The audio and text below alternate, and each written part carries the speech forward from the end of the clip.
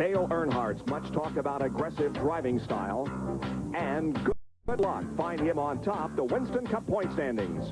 Last weekend at Watkins Glen, he finished third but managed to hold on to a 126-point lead.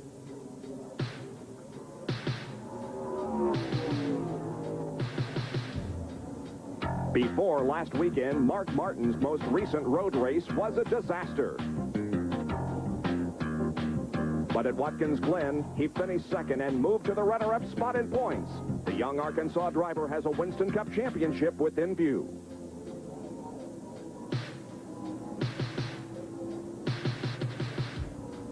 Darrell Waltrip, despite 5 road course wins, didn't fare well last Sunday, spinning on the last lap of the race. He finished on the lead lap, though, but 16th, and the former Winston Cup points leader has fallen to third in the battle.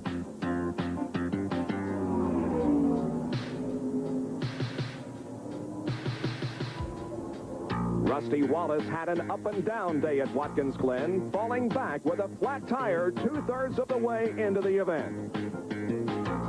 Determination paid off, though, with a win and a jump from 5th to 4th in points.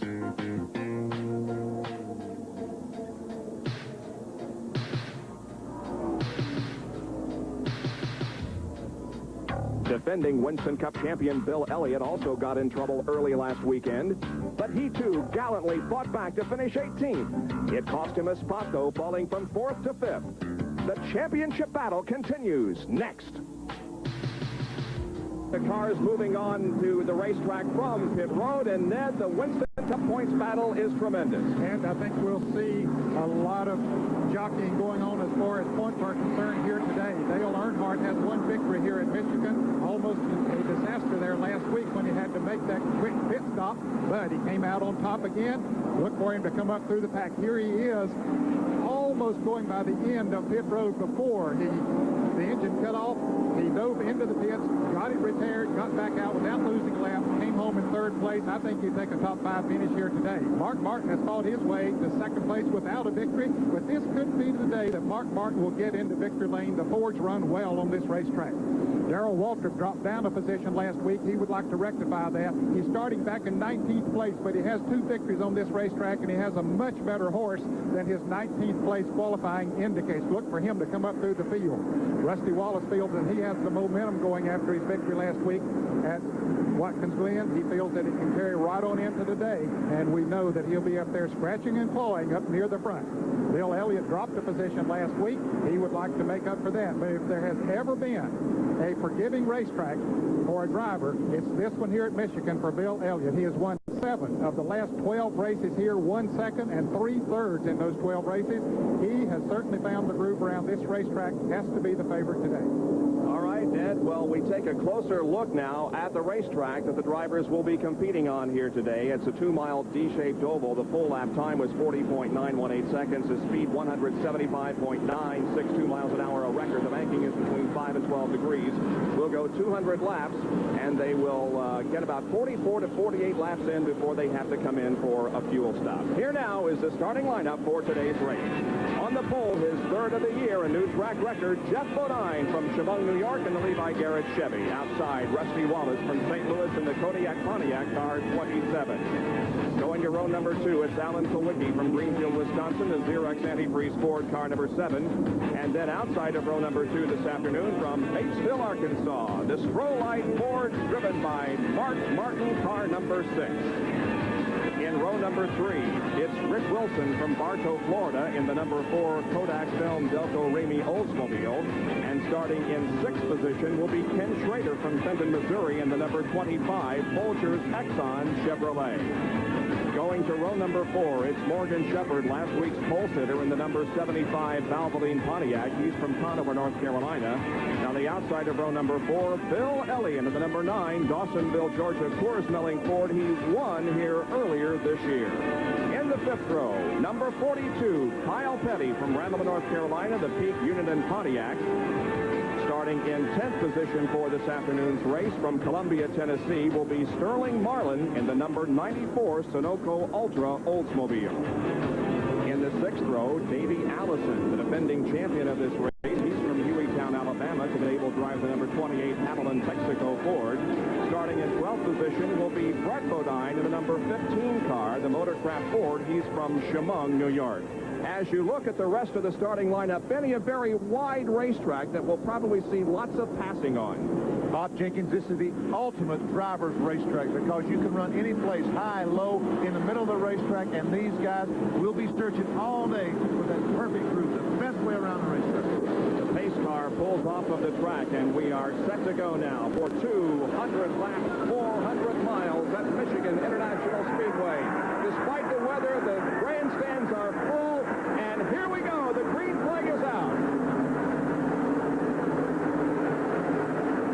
Richard Petty back there making 3 abreast as he heads into turn 1. Look for him to run good here today, Bob. If somebody got old Richard pumped up, he usually don't go down the inside and make it 3 abreast, particularly on the first lap, but today he did. Rusty Wallace leads Jeff Bodine down the backstretch. Mark Martin is third. And here is our camera that's positioned on Jimmy Means' car. It's outside the race car. On the right side, it should give us some excellent pictures. We have in-car cameras today in Jimmy Means' car, also in number 33 car of Harry Gant, and in Mark Martin. Jimmy Means this week just made a new deal with Alka-Seltzer to sponsor him in 1990. We talked about this angle several months ago on Speed Week, and it should give us some great angles this afternoon as we continue to see Rusty Wallace lead Jeff Bodine and Mark Martin down the backstretch on lap number 2. No big surprise that Rusty Wallace would try to jump out front and get 5 points bonus for leading a lap, but it looks like he's going to make a runaway of it. There's a pole sitter from last weekend, the number 75 car of Morgan Shepherd. Now the battle for third position is really heating up as the cars come out of the fourth corner and into the area here in front of the grandstand. That's Mark Martin now moving to the inside of Jeff Bodine, trying to take over second position, and Mark has second spot in the number 6 machine. Jeff Bodine is third for the moment, but he's getting a challenge for the 25 car of Ken Schrader and Kowicki in 7. I tell you what, that was impressive. Jared Martin passed 2 cars in just a half a straightaway. So Martin's car looks awfully strong. And look, here comes Schrader on the inside of our pole sitter, Jeff Bodine. And Schrader trying to take over third spot in the third and fourth corners. Can't get the job done as he moves the car to the low side of the racetrack.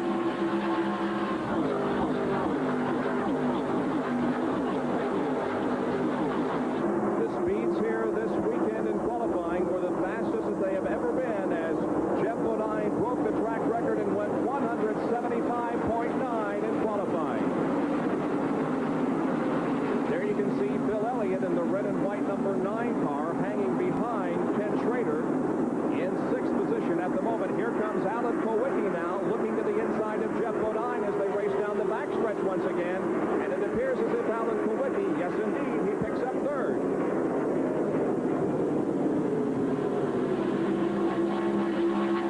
Here is Dale Earnhardt and Richard Petty running side by side with Michael Waltrip watching from behind in the bright yellow car number 30. Let's go to Jerry Punch, who has a comment on Dale Earnhardt's car. And a lot of problem with Dale Earnhardt's car before the start of the race, gentlemen. Yesterday in practice, the car was very, very sluggish coming off the corner. They changed the ignition yesterday, they changed the distributor, they changed the carburetor, and they were hustling this morning around the garage here trying to figure out what the problem was.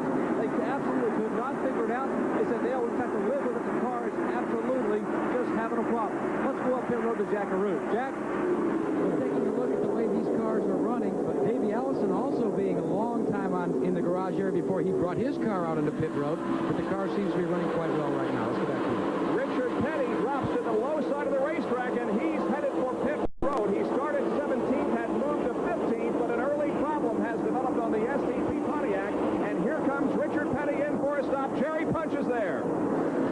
An unscheduled stop for Richard Petty. Apparently, they have gotten some sheet metal against the right rear tire. As Petty was jostling for position early in the start of the race, he must have gotten against another car and bent the right rear quarter panel in against the tire. They had a tire rubbing. Dale Inman and crew have pulled it away, and Petty is down and away. He will not lose a lap, but loses a lot of valuable time. Well, it certainly does. The acceleration time has really cost Richard Petty, but he is back in competition as we look toward the front now and see Mark Martin, who's positioned his Strollite Ford right behind Rusty Wallace. Running in third spot is Alan Kowicki. They're trying to break away from that fourth place car right now. They've got a few car lengths on them. One of the big Mark Martin's car as he runs in second. Well, Rusty Wallace had gotten out to a pretty good lead on the first couple of laps, but it didn't take those two Fords of Mark Martin and Alan Kulwicki long to run him down. Well, Ford has won this race the last 4 years. They won 8 out of 11 here at Michigan, and they have won 6 of 7 super speedway events this year. You know, Mark Martin was doing okay until Alan Kulwicki pulled up behind him. When he pulled up behind him, he took the air off the rear spoiler. Now, Martin's car a little bit too loose. He's not able to pull up on the back of Rusty Wallace like he was a moment ago. As we've said so many times, catching somebody is one thing, but passing them is another thing, and that's exactly what's happened.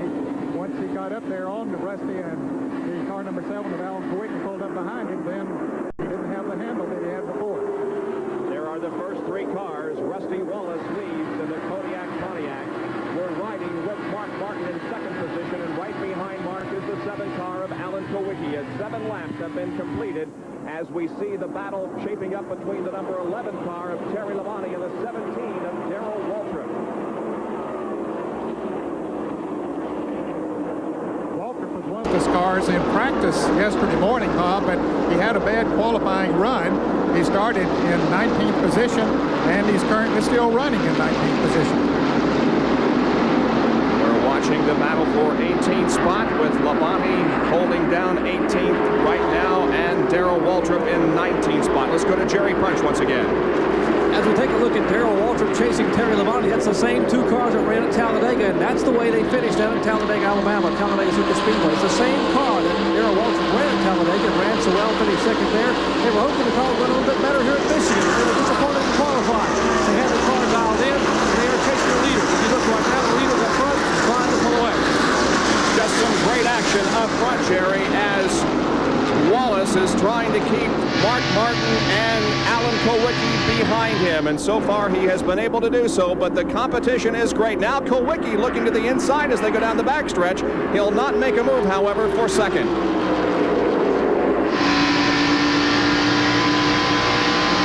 As we're looking from inside Mark Martin's Stroh's line forward, that was the concern the drivers had down there yesterday. As we watched the speed chart, those guys coming off turn 4, that was the concern, that the cars did not handle the same when they was in front of cars or behind cars. So the champion Sparkplug 400 is underway here at Michigan International Speedway. We're delighted you can join us on this Sunday afternoon, and we'll be back with more in just a moment.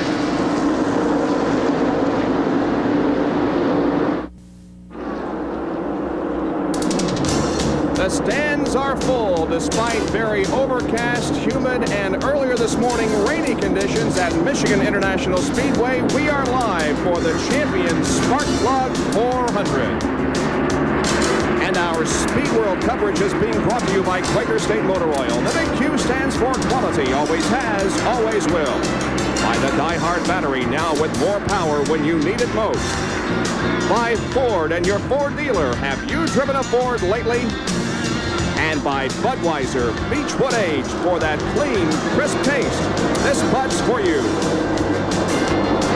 12 laps into the 200-lap champion Sparkplug 400. Rusty Wallace leads, and look at this tremendous battle for second spot. Mark Martin is in number 6, but he loses second position to Alan Kulwicki in number 7. Well, Kulwicki passed him coming off turn 4. That's turn 2 you're looking at now, folks. But up in turn 4, Kulwicki passed him, and Mark Martin passed him back before they got to turn 1. And Kulwicki did it on the outside. It looks like the high groove here, Benny, is going to work early for him. Normally, we're 100 or so miles into the race before we see the high groove come in, but several drivers are making it work to their advantage. They're going to the top of the racetrack, and they are making it work. Exactly right. And look here, there's 3 abreast coming down the front straightaway. Davey Allison on the inside, Darrell Waltrip in the middle, and Dale Earnhardt was on the outside as Waltrip continues to make his way up through the pack. And Earnhardt, our Winston Cup point leader, is working his way to the back, and he's losing spots. So, as Jerry Punch mentioned just a moment ago, they've had trouble with that car. It looks like they may not have it fixed. Certainly, he's not running as good as he normally does. Here comes Terry Labonte in the Budweiser Ford trying to move around Dale Earnhardt. And you're right, Earnhardt was running in 13th position just 2 laps ago, and now is falling back, although he battles back somewhat on the high side of the racetrack up in the 3rd and 4th turns. They're running at a little less than 170 miles an hour is the speed that they're turning, the average speed around the racetrack. Back up front, meanwhile, it is still Rusty Wallace with the lead. There he is in car number 27. Jerry Punches on pit road with Barry Dotson, the crew chief on this car. Well, gentlemen, they've been chasing the track all week long. The track had changed drastically from when they were here back in June, primarily because of the IndyCar race that ran here last month. And now that it rained all night, let's check in with Barry Dotson to see what that's done to the racetrack. Barry, the rain last night and this morning, how's it changed the track? Made it tight, Jerry. Right now, car doesn't want to turn, and it's wearing tires. Earnhardt's coming in now. He thinks he's got a problem. It's going to wear the tires. It's going to get loose. Right now, it's tight. Well, trouble for Rusty Wallace. Their car is awfully tight, but more trouble for Dale Earnhardt. He makes his way down pit road, and the problem we spoke about a little bit earlier, the ignition problem and the sputtering, is he brings the car to a halt. And now, the four-time national champion, Flying Aces pit crew, go to work on the car. They will change right side tires, and no, they do not raise the hood as of yet. They have fueled the car. Chocolate Myers has put the one can of fuel in the car. They're still changing the right side tires. It is down, and they go to the left side. He is away, so a tire change only. No underneath the hood check for Earnhardt, and he is back toward turn one. And Jerry, he's going to have to hurry to get his speed up. Rusty Wallace coming down the front straightaway now. It's going to be awfully close if Earnhardt can get his speed up and stay in the lead lap. We'll watch carefully to see if indeed Dale Earnhardt goes a lap down. There is Rusty Wallace and Alan Kulwicki at full speed of about 170 miles an hour as they come out of corner number 2. There is Earnhardt. You can see how close he is to losing a lap. This is exactly the scenario that Barry Dotson and I talked about at the airport the other night. He said some race, as the closest competition is anymore, if they can get Earnhardt down a lap and keep him there, they'll be right back in the Winston Cup Point Championship. So Rusty Wallace, believe me, he wants to pass that 3-car badly. Because we've been having so many cars finish in the lead lap, and a driver that's a lap down can be running awfully good and still finish back 15th to 20th. Exactly. Alan Kulwicki running in second position right behind Rusty Wallace, Jackaroo. And Bob, as you can see, he's beginning to close, but one of the things that he's reported back to his crew is the fact that the car is just a little bit too tight for his liking. He says it's got a little bit too much push. They've already made the adjustment vis-a-vis tire stagger for the first pit stop. They're going to try and loosen the car up. But right now, it seems to be running very well for them, despite the push. Well, that's exactly what Barry Dotson told us, as he says that Rusty Wallace's car also just a little tight. Yesterday afternoon, the last practice, the sun was shining when they were setting these cars up for the race. And there's a big difference in this racetrack and most racetracks when the sun is out or when it's cloudy. And more on that, let's go to Dr. Jerry Punch. Well, Dan, a minute ago, we heard Barry Dotson tell us that because of the rain, the track is going to be extremely abrasive and hard on tires. Then we saw the unscheduled pit stop for Dale Earnhardt. Why did he come in? Well, this is the right rear tire that came off the Goodrich Chevrolet, car number 3. You see big chunks of rubber have been ripped away from this tire. A lot of crew chiefs are very concerned. They have run down here now and taken a look at the tire. They thought maybe the tire was cut or going down, but that was not the case. Will Lynn has checked the air pressure in the tire. It just came apart on them, so there's a lot of concern about an abrasive racetrack here in Michigan. Gentlemen? Okay, thank you very much, Jerry. We'll continue to watch that situation as it develops. Darrell Waltrip in car number 17 is still on the move, trying to take away 14th position from Sterling Marlin in the number 94 car. And the 33 car of Harry Gant is right behind Darrell. And he has been coming up through the pack. Harry Gant was the second round fastest qualifier yesterday, starting in 21st place, so he's on the move. And we're riding with him in the Skoal Oldsmobile.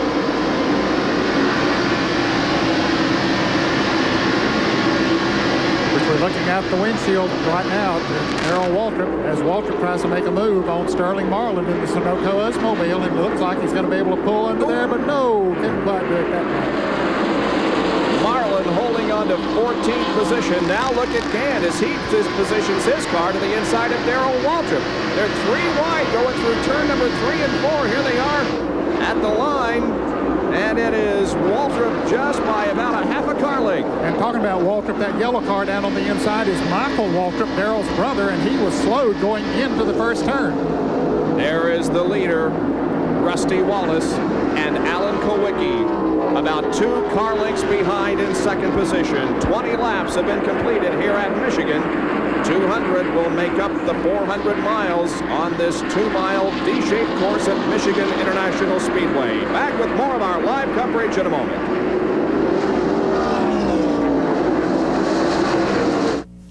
Join us Sunday, August 20th at 3 o'clock Eastern Time for a look at the current IndyCar season. Kart 89 Countdown to the Cup. That's Sunday, August 20th at 3 o'clock Eastern Time.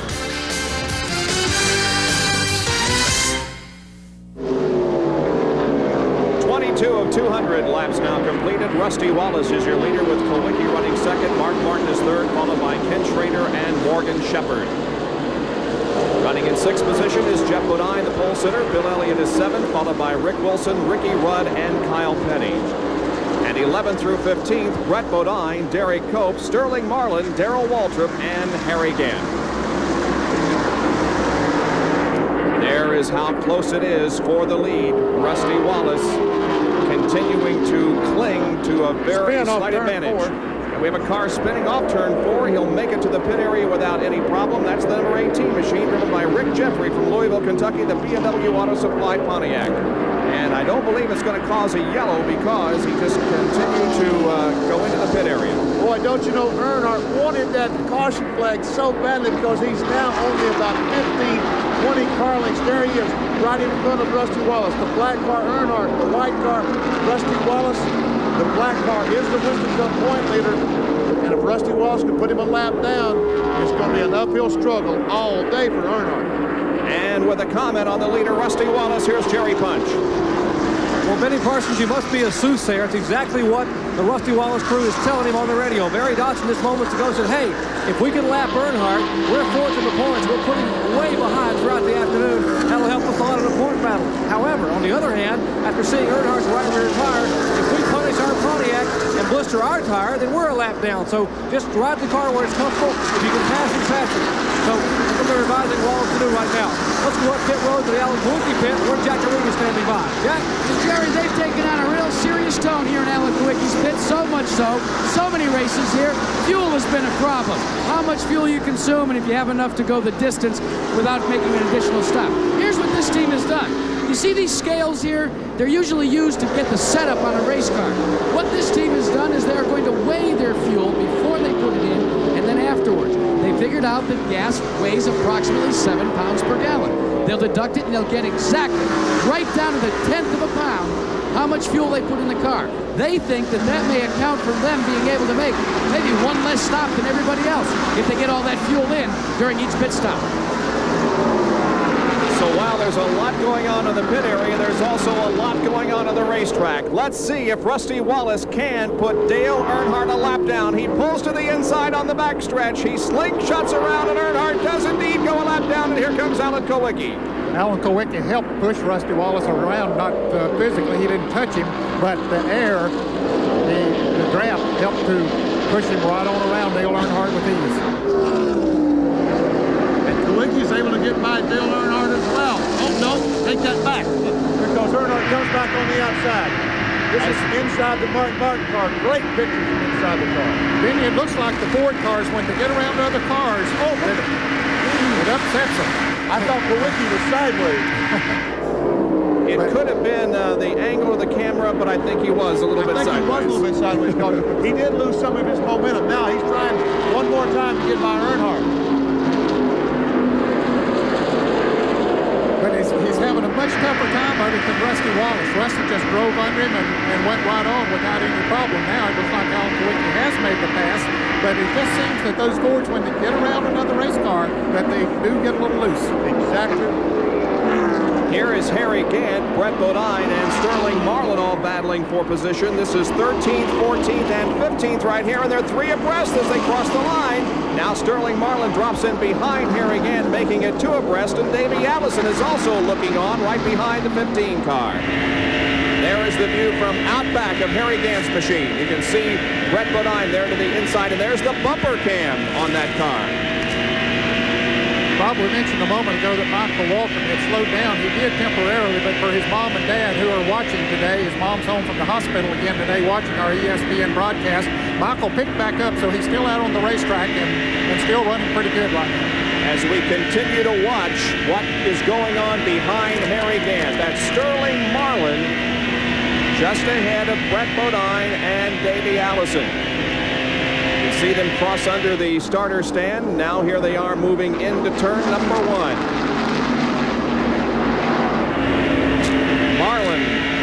Aerodyne both go to the inside of the racetrack. Now their cars slide back high, coming out of corner number 2 and down the backstretch. Boy, there's some guys out there that's sure hoping for a caution flag now, because there's some ill-handling race cars on the racetrack at MIS today. Bill Elliott, one of the fastest cars yesterday afternoon in the sun that Ned Jarrett was talking about. Today in the overcast, he's not able to handle very well. He's mired back in 6th spot and not able to make a charge. You're right. They would like to have a caution so they can come in and make adjustments to the current conditions. And here's another group of cars. Ricky Rudd, car number 26. Leading this group down the backstretch. He has gone from 16th position to 8th. Ricky Rudd has the number 10 car of Derek Cope right behind. Then Darrell Waltrip in 17 as Cope tries to make a move on Rudd. That's what I was talking about. On such a wide racetrack, you can make a move and try to get by and not jeopardize anyone on the racetrack. What a super racetrack this is. Well, he couldn't make that move work. Of course, he tried it down on the inside. Rudd had the momentum as a result of being up on the high side of the racetrack. Here's Darrell Waltrip trying to make a move now on Derek Cope. And Darrell's car is working pretty good down on the inside. There we see Bill Elliott. Now, we talked just a moment ago. He's back in 6th spot. Rick Wilson's trying to get by him. And Jack Arute, do you have an update for us on Bill Elliott? Well, Benny, it seems like he, like many of the other front runners, may have elected to tighten their cars too much before this race to compensate for the rain early this morning. I checked with Ernie Elliott, and he says, we are way, way too tight. We're going to have to loosen the car up during the first pit stop. He says Bill just can't drive it fast enough to stay up front. So we'll watch for that probably in what, 10 laps, guys? We're on lap 32 right now. The first pit stops should come around lap 40, 45, something like that. Somewhere in the mid-40s they will be stopping. Some, of course, will stop earlier than others. Some get better gas mileage than others. So it'll be somewhere between 42 and 50 laps. And here, once again, is a look at what's going on up front. And Rusty Wallace and Alan Kulwicki. Kulwicki moves low. He may take an advantage of this. Nope, I don't believe he's going to do it this time. And for you folks that don't keep up with Winston Cup racing or don't have privilege to the information, Alan Kulwicki this week on Tuesday decided to stay with his own car. He next year in 1990 will be driving the Xerox Ford number 7. He turned Junior Johnson down, if you can imagine that. And what was a very lucrative offer from Junior also, we understand. Jerry Punch has more on this situation as Richard Petty goes a lap down. Well, gentlemen, I talked to Alan Kulwicki this week in the truck, and he felt like he had something to prove, not only to maybe a lot of people who questioned why he didn't go with Junior Johnson, one of the probable legends in the sport, but he wanted to prove that Alan Kulwicki Racing could make it. He felt that money was not really that important right now. What he wanted to do was win in the car number 7, the Xerox Ford. And that's why he brought the best race car he owns here to Michigan. It's the same car he sat on the pole with in Atlanta and Charlotte. He was leading in Charlotte with 30 laps to go, and he blew the engine in his car. So this car is going to win a race. Maybe it'll win today at Michigan. He has not had particularly good luck in recent races. His best finish since the Winston way back in May was when he finished 5th at the Pepsi 400 at Daytona. But other than that, his finishes have been in the 20s and the 30s. We take a look at the top 10 at the moment as we are live at Michigan International Speedway in the Champion Sparkplug 400.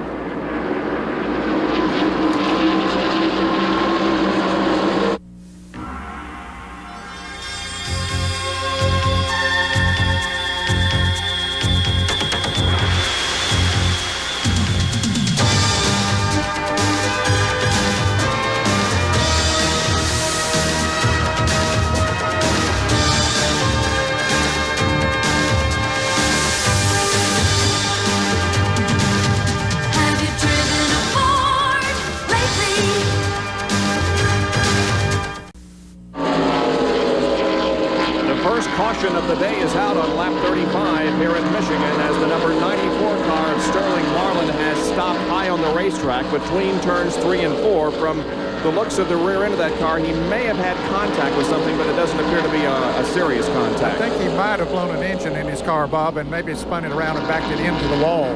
But he seems to have no power now. Sterling just waiting for the wrecker to get to him to get him back to the garage area. You can see moving around in the cockpit. He's simply waiting on a tow vehicle to arrive arrive on the scene as the safety workers go up the banking and have a conversation with Sterling Marlin. Now, Richard Petty, while the yellow was coming out and the race was going on back to the line, tried to get his lap back. And he moved high on the racetrack. Jimmy Means right in front of Alan Kowicki, who had taken the lead, and Petty almost went too high, and Sterling Marlin was sitting up there. Boy, he came awfully close there. And then Kowicki gunned it coming down the front straightaway and did get around the Alka-Seltzer Pontiac of Jimmy Means and kept Petty a lap down. You can see, though, that the pit lane is still closed as the pace car has not picked up the field yet. No, they were running a little bit as a result of having to race back to the start-finish line. They were running too fast when they got to the first turn where the pace car comes out, so they'll have to go another lap before the pace car picks them up, and then they'll be allowed to come into the pits. And Dale Earnhardt did not get his lap back. He is still one lap down, so his chances for the Winston Cup Championship is taking a serious, serious blow. Yeah, because right now, then you got at least 35 cars still in the lead lap. And so he's way back in the field at this point. Well, I tell you what, can you see how would you like to see $1 million just going floating away? Of course, with all your money, Mr. Jenkins, it's no big deal, right? Right. Jerry Punch has a comment in the pit area. Help me out of this, Jerry.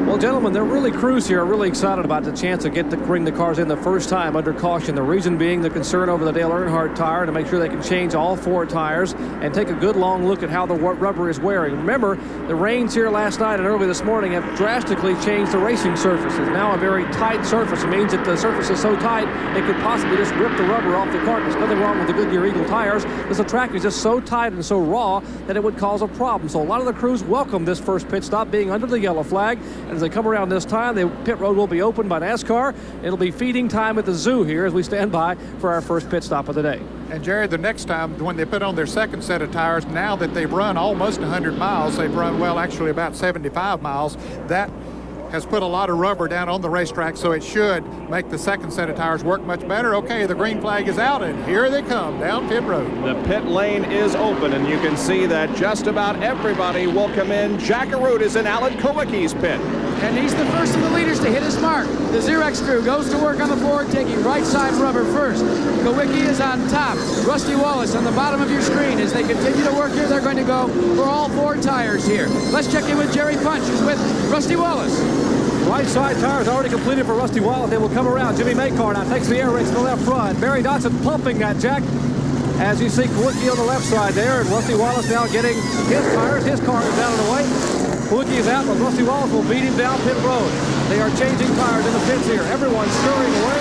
Mark Bartlett and Petty all scamper back to turn 1.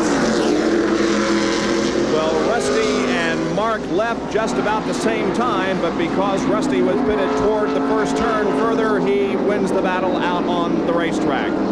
I think all but 2 cars came in for a pit stop that time, and now everybody moving back out onto the racetrack to catch up with the pace car. Our crew cam this week is with the Kyle Petty crew. The utility man for this team is wearing it this week. Moving out to the car now and catching the gas. Waiting, of course, for the adequate number of people to come over the wall so there weren't too many over. For you folks, ooh, what a mess that was. A lot of gas spillage there as the car went out onto the racetrack, but all is well. And so we are under a caution here at Michigan International Speedway. Auto Racing lost a colorful member of its community just this past week with the announced death of Tim Richmond in a medical facility in the state of Florida. We'd like to take just a few moments to remember Tim with great fondness. Tim's smiling, boyish face first came on the racing scene in the late 70s. After a start in go-karts, Tim moved to the powerful sprint cars and quickly gained respect of veterans. He was especially good on the high-bank paved half-mile ovals in the Midwest. He was Rookie of the Year at Indianapolis in 1980, hitching a ride back to victory lane with winner Johnny Rutherford. But Tim's greatness in Major League Racing came in NASCAR. His 13 victory lane celebrations were always special because Richmond liked to win so much. Here he is, Tim Richmond wins the Southern 500, the 37th annual running of this race. Tim Richmond is about to win the Budweiser Declaration coming off the 7th corner. Gets a little bit sideways. The back tire's off the course, but it doesn't make any difference. Tim Richmond has won the Budweiser at the Glen. Here comes Tim Richmond. He's a winner again. We bid farewell to Tim with fond memories of his wink, the thumbs up, and his smile.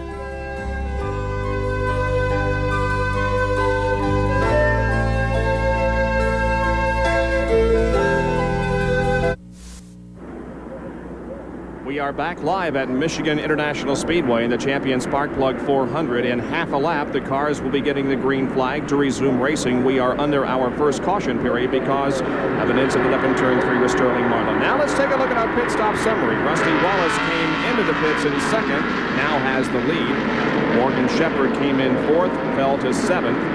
Mark Martin went in third and came out fourth, and Bobby Hillen was the driver who made the greatest jump. He was 20th when he came into the pits and comes out for the restart in third. Exactly what we saw last week in Watkins Glen, and I thought he probably would drift back at Watkins Glen. He did not. Ran up front all day, so maybe the same strategy will work here in MIS. He probably only took on 2 tires. Most of the rest of them took on 4 as we get ready for the green flag. The crowd rises to its feet to send the drivers up to speed once again. Green flag is showing. Back to racing on lap 41. Rusty Wallace has the lead. Kowicki got a terrible, terrible start. I don't know what happened. You look at Morgan Shepherd going inside Bill Elliott, going in turn 1. That's the scene from the right window on Jimmy Means' car, the Alka-Seltzer Pontiac, as he looks at Richard Petty and Dale Earnhardt in front of him. Looks like Earnhardt was laying down rubber as he went through the second corner. Jimmy Means and Alan Kowicki. Means is a lap down. Here comes Alan. He is the second place car. Let's go down to Jack Root with a report on Kowicki's tires. Well, Bob, you know, all of us said that this pit stop would be very important for all the crews because they would want to check the tire wear. Well, as far as Alan Kowicki's team is concerned, they're getting not only excellent tire wear, but no problems at all. They did make the change. They loosened the car up. But as far as the tires that came off the car, they're very satisfied with them and feel that Alan has the right combination now to stay out front. All right, we'll see if he can close in on the leader, Rusty Wallace, after a rather poor start when the green flag came out. He moves below Richard Petty. He does that with ease, Bob. The car's stuck right down on the inside. Of course, with new tires, that'll help you to do that. Now he has to dispense with the Dale Earnhardt car as he moves on the inside of him. Crossing the line, Alan Kowicki has passed Dale Earnhardt. Now there are no cars between Wallace, the leader, and Kowicki, and Neil Bonnet is being assessed a stop-and-go penalty. Neil was late getting out of the pits in the Citgo Ford, and evidently he jumped the flag a little bit. He was way back at the back of the pack. He will be able to stay in the lead lap, but he's going to be far behind.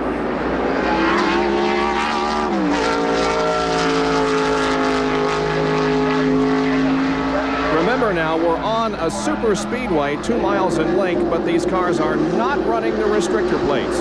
And you are watching the last race that will be on a track 2 miles or longer. From now on, everything is on a track 1.5 miles or shorter. And there is Darrell Waltrip in number 17, battling with Jeff Bodine in number 5, Team Cars. I tell you what, Darrell Waltrip must have needed that caution flag badly because he was racing for about 15th spot before the caution flag. And now he is in 6th spot. He is on the way to the front. Look, he's right behind Sterling Marlin. I mean, the Mark Martin car, the Stroh's Light Ford. Darrell Waltrip must have made some serious. Oh, look at Bodine. Come back on the inside, trying to take that spot. Look at this. How many abreast? 4? 4, and it just didn't work. Morgan Shepherd very wisely backed out of it. He was about to come up there between Rick Wilson and Jimmy Means. He says, this is not a smart thing to do this at this stage of the race. A lot of interesting rumors concerning the driver of car number 4, Rick Wilson, for next year. Rumor has it that he will go to the 75 car, the Raymock, and he will exchange places with Morgan Shepherd as Morgan goes to the Morgan McClure car. Yeah, that's been the biggest rumor here this weekend, and I think that it might well happen. Neil Bonnet coming back into the pits in the Citgo Ford as we watch Morgan Shepherd go by Jimmy Means. So Jimmy losing positions. in that Alka-Seltzer sponsored car.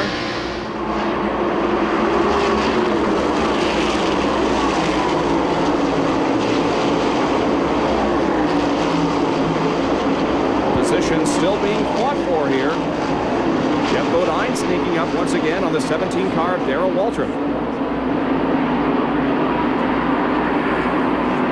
As Mark Martin passes Dale Earnhardt, and there is the shot from Mark Martin's car. Just ahead is Alan Kulwicki, and ahead of Alan is the leader of the race, Rusty Wallace. Dale's right beside him on the high side of the racetrack in turn 3. Still right beside of him. Watch Darrell Waltrip. Look at Darrell going low on the track, and he takes over third. Yeah, I'll tell you, he is strong. I knew yesterday in practice that he was going to be strong. He thought he had a shot at the pole, and I don't know what happened in qualifying, but he qualified in 19th position. But he says, I got a horse here, and he's proving it right now.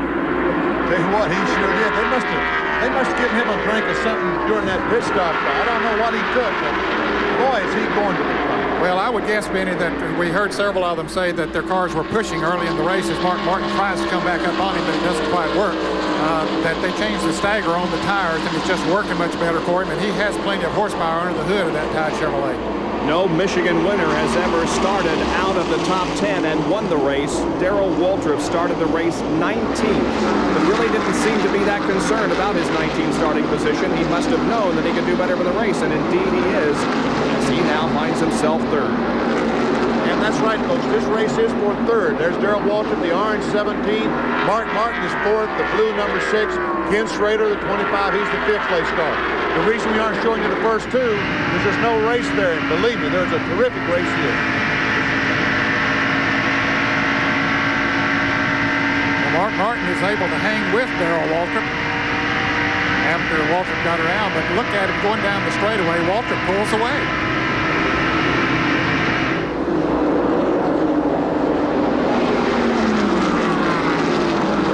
Let's go to Jerry Punch with a comment on the Mark Martin car. Well, gentlemen, a total different strategy for the Jack Roush team. You know, all year long they've been sitting on the pole, winning poles. In fact, 6 times they sat on the Busch pole, but in a rear steer car. At Pocono last time on ESPN, they brought out a brand new front steer car. They didn't qualify that well, but it ran awfully well in the race, and they finished second. They have another brand new front steer car here today. It's the car that Martin is in now. They figured the car would not qualify that well, although they'd sit on the front row, but the car would race extremely well. They've been very pleased with the handling of the car, and maybe Benny Parsons or Ned Jarrett can elaborate as to what the big difference is between a front steer and a rear steer car as far as handling at a racetrack. Well, basically on the front steer, the car will want to push more in the corners. Will not be quite, the back end will not want to come out as badly as a rear steer car. But they're getting those cars to where really and truly anymore they're pretty close. Yes, they are. I think it's a driver and team preference. And now Mike Laughlin, who has been more or less an innovator of the front steer concept, has found a way to make the cars turn in the center of the corner, the front steer cars, and we're seeing a lot of the teams go to the front steer concept, and that simply means that the steering mechanism, the steering rods are in front of the spindle as opposed, and the steering box as opposed to being behind the wheel. 5th place car, the red number 25, is driven by Ken Schrader. As we go back to the second group now, as Jeff Bodine leads this group, and the number 8 car of Bobby Gillen, although it has lost some positions, is still hanging right in there, running ahead at the moment of Bill Elliott. Bill Elliott made a change on that last pit stop, and I tell you, it did not work. He is going even further back in the field than he was before, so whatever you guys did in the pits down there, you better undo it, because it wasn't the right way. Yeah, he's lost 2 positions here just in half a lap. He battles back on the low side of the racetrack with Neil Bonnet. But obviously things are not going well for the Coors car, number 9, driven by Elliott, as Harry Gant makes it 3 wide here in front of the grandstand, going to the low side now of Elliott.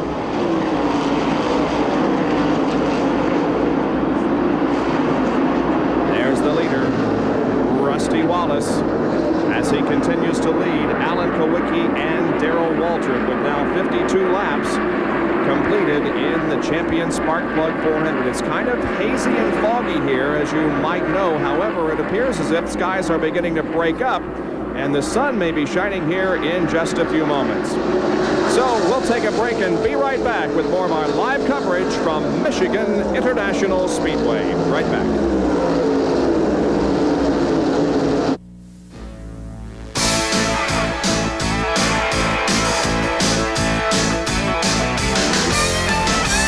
The filter designed to exceed all limits also excels within limits. Purolator filters.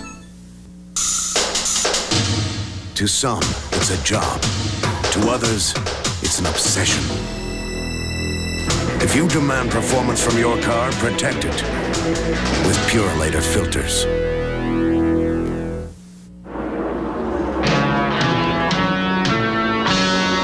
NASCAR Winston Cup racing today from the Irish Hills of southern Michigan. Of course, these shots were done on a much sunnier day. We've had nice weather until today, and it rained earlier. This little fella's got a problem.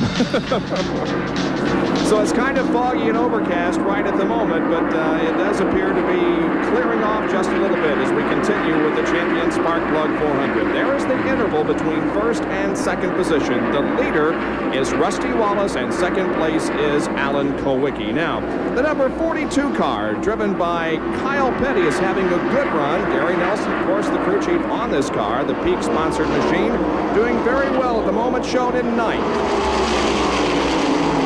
Dale Earnhardt coming in for another unscheduled pit stop. We saw him go a lap down a little bit earlier, and here's Dale Earnhardt back in the pits, the Winston Cup point leader. There is Earnhardt. He's already a lap down. Jerry Punch, explain what's going on. Well, again, Earnhardt called and complained about possibly a right rear tire going down, or maybe possibly blistered. I see the tire being pulled off. It looks to be okay. He is on pit road. They have changed right side tires in 12.3 seconds. He is down and away, but again, losing valuable time here in Michigan. He must have been complaining about a soft tire, because I saw one of the fellows, as he rolled the tire back across the pit road, hitting it with his fist to see if it in fact was flat. But it didn't look like it was flat. He's going to come close to going another lap down as Rusty Wallace goes into turn 2. Earnhardt is just coming out of that, so we'll keep an eye on that while we watch Kyle Petty, who's making a move in the Peak Antifreeze Pontiac on the inside of Rick Wilson there. He's trying to take over the 7th position at the moment. Kyle Petty, best finish here at Michigan International, was 3rd back in 1987. He's had a couple of make that 3 top 10 finishes so far this year. At Atlanta, he was 4th, finished 10th at the 400 here at Michigan earlier this year, and was 7th at Talladega. He was doing a lot better when you started talking about him. I mean, he was up to about 5th, and you started talking about him, and he lost 2 spots. We jinxed him, huh? I tell you what, these guys unveiled a $400,000 motorhome over the weekend that I had the pleasure of touring, and I'm telling you, I don't know why anybody would want to drive race cars when they can sit in this thing and enjoy the race. I'll tell you, those fellas talking about enjoying it. They're having a lot of fun out there now, jockeying around 4 positions. As Benny talked about this wide racetrack, they can really race low, high, wherever they want to go. And it is looks like a fun track to drive. I'm just sorry that I never had the opportunity to drive here before I hung it up. There's Bobby Hillin Jr. just ahead of the number 15 car, driven by Brett Bodine. He's running in 11th position. We asked Bobby, do you think you can win here at Michigan? You know, I've talked to some people this week, and I said, you know, this is one of the first races I've gone into in probably 3 years. And I said, you know, I've really got a chance to win this race. We've got a good car. It's a new car. We've got a good engine.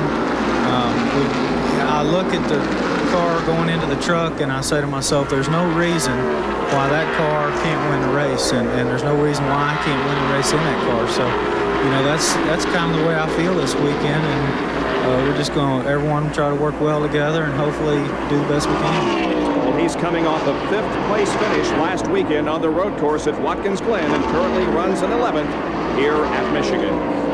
And as we watch this group of cars running here, Sterling Marlin is coming back out onto the track, so he did not have an engine problem. Sterling up in the point standings and trying to get back out and get as many points as he can, so they have some repairs made, and he's coming out. Jerry, what's the situation with Sterling Marlin?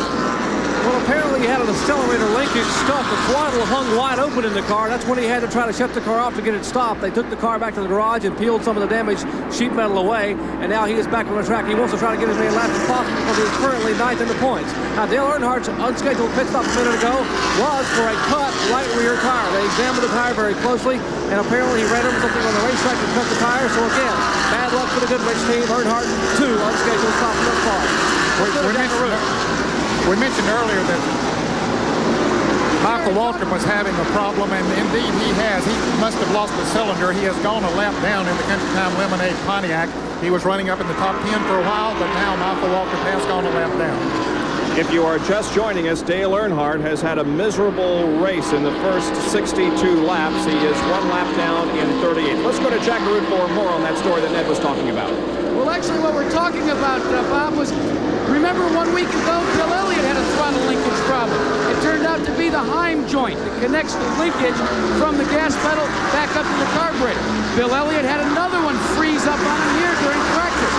They seem to think that there may be a bad batch of Heim joints running around, and that could have been the case with Sterling Marlin as well, as we watch Rusty Wallace make a move to the front. He puts Dale Earnhardt 2 laps down. What's a Heim joint, Benny? Well, it's a spherical ball bearing rod. It hooks onto the, and it is able to maneuver and go around. It's a ball bearing, actually what it is. So Earnhardt now 2 laps down as Rusty Wallace has passed him once again. Boy, I'll tell you, leading the point standings and as many cars as we still have in the lead lap, which is, I guess, over 30 cars. We'll get a rundown on that in a moment, but he is way, way back in the field. Dale Earnhardt entered this race 126 points ahead of Mark Martin, and at the moment Mark Martin runs in 4th position. So if things continue to go the way they are right now, we could see a real shuffle in the Winston Cup point standings. Maybe not so much of a shuffle as a continued tightening of the battle. Bob, we mentioned a moment ago that Neil Bonney, we saw him come in for a stop-and-go penalty. He went back out and ran a lap or 2, and they brought him back in once again for a penalty. And that time, when he went out of pit road, he got up on the yellow line, and that was a penalty, so they brought him back in. So Neil Bonney has now gone a lap down. And there is Alan Kulwicki going to the low side and also passing Dale Earnhardt. Earnhardt just does not have it hooked up this afternoon. He's had a flat tire, blistered tire, but still, even if he had all 4 tires good, he's just not as good as some of those other cars. We'll show you the top 10 at the moment as we take another break during our live coverage of the Champion Sparkplug 400 back after this.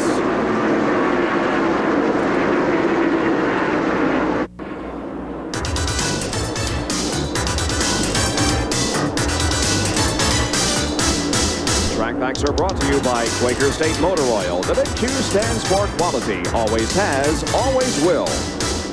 This is the instrument panel from a NASCAR race car. It has a lot of similarities to one you may have in a street car, but there is also quite a few differences. The gauges here are liquid filled. There is oil inside of these gauges that cushions the needle movements, slows it down like a shock absorber maybe, to keep the needle movements more steady and easier for the driver to read over the heavy pounding and bumps that the cars go through on a high bank track. This is an electronic tachometer. It also has a memory built in, so when the car comes in from a practice run, the mechanic will hit this switch here for recall, and the needle will come up and show the highest RPM that motor had registered during that practice session. It's very handy for making gear selections and figuring out what gear ratio to run for the race. And there we're looking at the gauges inside Jimmy Means' Alka-Seltzer Pontiac. The one on the right, the volt meter, reading about 14 volts. The water temperature gauge is next. It's reading about 200 degrees. And then we see the oil pressure gauge about 60 pounds straight up and down. There is the oil temperature gauge. It's only about 240 degrees. And there we see Terry Labonte slow down on the apron of the racetrack. Obviously, a problem with the Budweiser Ford. He is coming into the pit area on lap number 69. This would definitely be an unscheduled pit stop. I don't know what his problem might be, but Terry Labonte coming in awfully slow. He's not under power. There's no power at all in the car. Yeah, this is not a tire problem, I don't believe. So the Junior Johnson machine is not in good shape. Jerry Punch may be able to tell us more. Jerry? Well, apparently Terry is ready. The limits of the car just shut off, and they have no power. He is coasting very slowly down pit road. The matter was won 2 of the last 5 events on oval track. Will not have a shot at winning today. But the car now coasting very slowly toward his pit area. And down there, the Budweiser crew led by Tim Brewer, waiting and watching to see what the problem may be. We'll check back in a moment and find out what exactly the problem is. Bob? Labonte, of course, will be leaving this team at the end of the '89 season to form his own. Who will drive for Junior Johnson? Well, it has not definitely been announced yet, but you can bank on Jeff Burdine. Yeah, I think that's a pretty fair assumption as they continue to work on that car. And we can see Junior Johnson there, the silver-haired fellow in the background. He has pulled his radio headset off.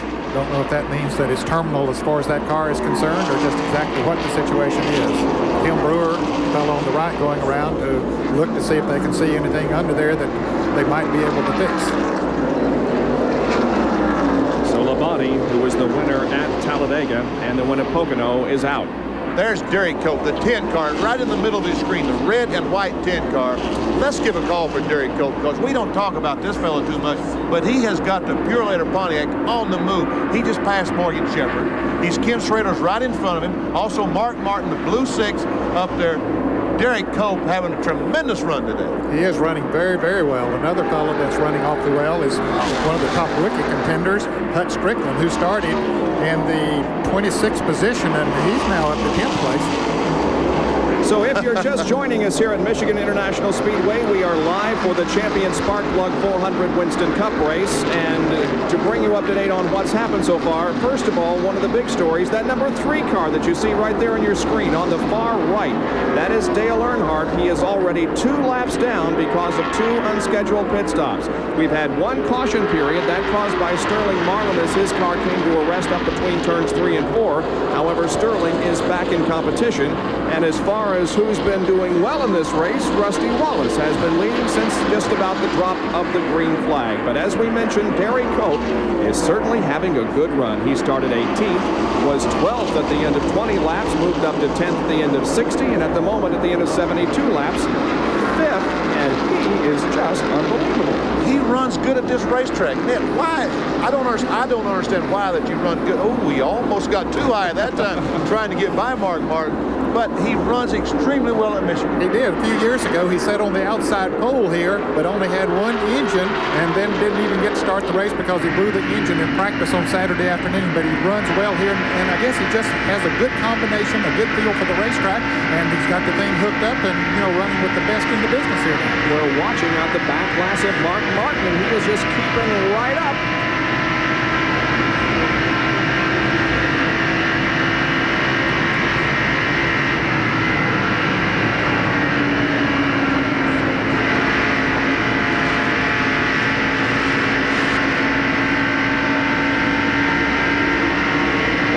Jerry Punch with an update on Terry Labonte. Gentlemen, they've had the car on the jacks behind me. They're still talking to Terry Labonte here to determine what the problem may be.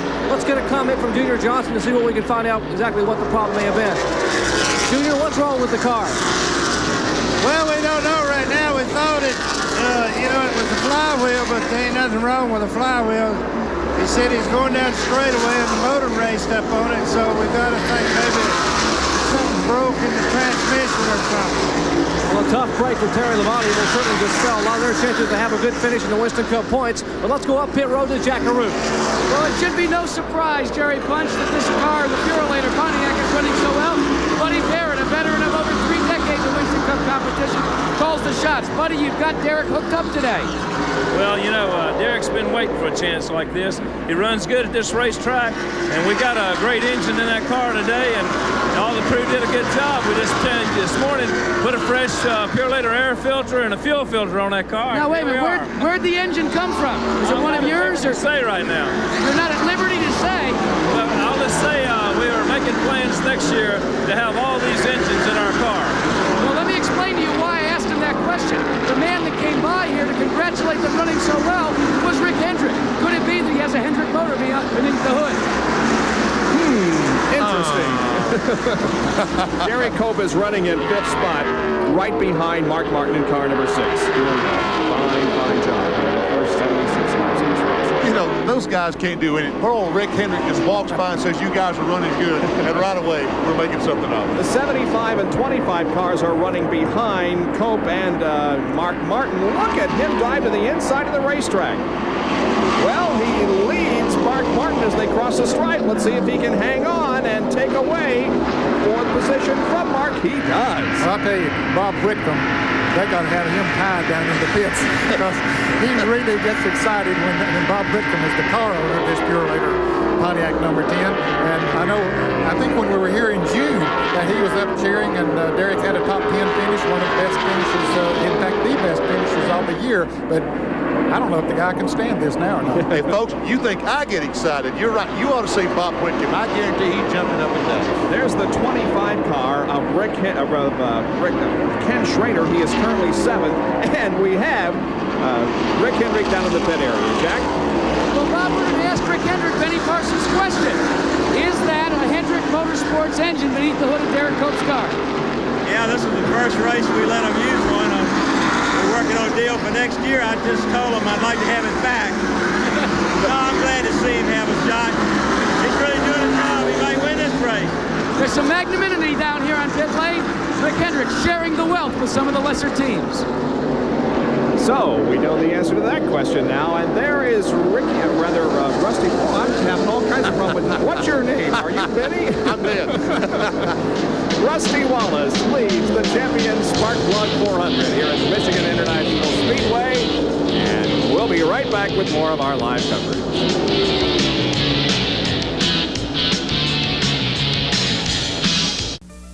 It began as an idea on the sands of Florida's beaches. And today, it captures the gamut of emotion. It's a combination of art, science, and excitement. It's the NASCAR Weekly Racing Series. It comes to life every weekend at over 80 speedways across America. It's stock car racing at its colorful best. It's NASCAR, where legends are born. Second round of scheduled pit stops have been completed, at least by those running up front. Mark Martin moving back out onto the racetrack, going up through the gears, keeping a very close eye on his rearview mirror because he's seeing back there Alan Kulwicki. He has beat Kulwicki out of the pits, and that's going to put Mark in pretty good track position. He shifted in the 4th gear, but they have to stay on the apron of the racetrack, and he's not going fast enough in that gear. He upshifted the 3rd gear, got up a little more speed, and then back shifted in the 4th gear. Well, a problem during that pit stop by Alan Kulwicki, Jack Arute can explain. Well, Bob, during that pit stop, you needed to take on as much fuel as you possibly could. You know, we talked about it on Track Facts that the catch can indicates when the tank is full. This is the catch can coming over the wall for Alan Kulwicki's car. It never got a full tank of fuel. This could be a costly error for this team later down the road.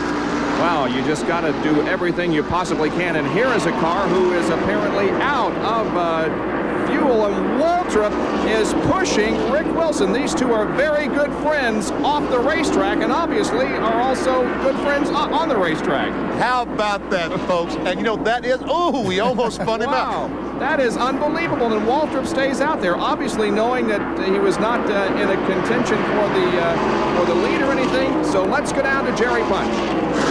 Pole center Jeff Bodine gets his first green flag stop. Jeff Chandler, Waddell Wilson, and the crew now have changed right start. There's a hole in the car getting faster up the fuel bin. Bodine down and away. Great pit stop. You mentioned the Rick Wilson car coasting in. They were out of fuel. A number of cars now trying to stretch that fuel mileage here in the pit road. All right, now before he came in, Jeff Bodine had dropped back to 13th position from his pole spot, and of course he's eligible for $129,200. Jeff Bodine in. Here is Derek Cope in for his pit stop as the clock is running in the upper right of your screen. Jack Arute is there to call this stop. The Purolator Pontiac has come to the service of the Buddy Parrott crew. In 15 seconds, they completed a change of right side tires and took on a full load of fuel. Not a bad pit stop at all. Not a bad pit stop, but there goes Mark Martin and the 7-car Alan Kulwicki, but Darrell Walker still has not made a pit stop. Well, he has proven many times in the past that they can get as good a gas mileage as anyone. And here they are again been running longer than anybody else out there, and that could make a big difference towards the end of this race. So the 17 car of Darrell Waltrip is shown in the lead at the moment, and there is the Tide pit crew waiting for him to come in. In second position would be Ken Schrader. Third, none of those cars have stopped. Davey Allison is in, and Jerry Punch is there. The Haviland crew goes to work on Davey Allison's car. They will change right side tires and clean the windshield. Routine green flag pit stop here. They're pitting right behind Darrell Waltrip's crew. Waltrip's crew getting ready to bring him in. They would like for Davey Allison's car to be down and away. And now Allison's car does come off the deck and moves down pit road. Still waiting to see if Darrell Waltrip comes in. He will not, but Ken Schrader, who was in second position, is in. And Jack Arute will call this stop. And you can see the smoke coming out from beneath the wheel where the brakes actually have heated up, even though they haven't been used that much. Kenny Schrader taking right side rubber from the Folgers Coffee crew. They have completed their work. He takes on a full load of fuel, and he is off and away. A very quick green flag stop, gentlemen. So he moves back out onto the racetrack, as you can see Neil Bonnet coming in, and here comes the leader, Darrell Waltrip. Jerry Punch, here he comes. It's all yours. Two-time Michigan winner, Darrell Waltrip brings the Tide Chevrolet down pit road. They will bring him in, the big red Tide sign, glaring in the window. Jeff Hammond, jacket in hand. He scurries around to the right side of the car. Eddie Dickerson flailing with the air rinse, the right front tire. Sandy Jones now making a chassis adjustment here on the left side. They look at the left tire, but they seem to be okay. One can of fuel going in. Mike Powell shuffles the second can over the wall. Time now dwindling as it 42 car of Kyle Petty is in. It's a great pit stop. The Tide Chevrolet down and away. Waltrip moves back out, and here is Kyle Petty also dropping the accelerator and moving back out. And our leader now is Harry Gant. Leo Jackson, the engine builder on Harris car, must have him weaned because he still hasn't made a fuel stop. Well, I think he's coming in right now. Harry Gant coming down pit road. He's the last of the front runners to make a pit stop. We watch Kyle Petty move back up to speed down the backstretch after having successfully completed his second pit stop of the afternoon. Harry Gant is in, as we mentioned, and Jerry Punch is there again. Leo Jackson led crew now changing right side tires. Andy Petrie, Charlie Preston in the crew. Now Leo Jackson holding him up, making sure they get all the fuel in the car. He drops the left arm. Gant drops the accelerator and heads down pit road. There is Dave Marcus passing Harry as they move onto the apron of the racetrack, again staying below that yellow line. They have to stay well below it or they are penalized. Now they did say, now you saw Gant go up just a little bit, but they did say, hey, if you get your wheels up there on air, go just a little bit out. As your momentum picks up, we won't penalize you. But if you get up completely straddle that yellow line or get above it, you got to come back in. There is Rusty Wallace, the leader of the race now. Right behind him is Ernie Irvin in car number 2. Kroger Pontiac, Ernie Irvin qualified 13th this week. Out-qualified Darrell Waltrip, but we'll go on down the list. Out-qualified many of the super. Dale Earnhardt, he out-qualified Dale. So Ernie Irvin got a super run going here at MIS. Yeah, I believe he's just gone a lap down to Rusty Wallace, but he has been running very good here today. And look at this battle between Alan Kulwicki and Mark Martin battling for the second position. Kulwicki to the inside as they head for turn number 3. Martin pulls ahead just a little as they go into the corner, but a great battle for second. Here comes Alan Kulwicki battling back. Joe Ruttman is driving the number 83 car again this weekend, and he is somewhat holding up Mark Martin's progress as they come through here. Martin does have about a half a car length advantage. Well, he might have held him up for a little bit, but then when Martin picked up his draft, that enabled him to pull around the car number 7 of Alan Kulwicki. Now he'll try to go to the outside and pull up Bullseye Barbecue Sauce Oldsmobile. Long straight speed. And Kulwicki one more time. He pulls up beside Martin. He's trying to get boxed in behind. And yes, Kulwicki has the spot. Jenkins, I'm going to ask those guys now to keep bringing up now. Average speed of the race, the end of 90 laps is 154.88 miles an hour. So in 10 more, we will reach the halfway point. Once again, we're watching this battle between Mark Martin and Alan Kulwicki as Martin has second at the moment. Now Kulwicki dives to the inside and passes Ruttman.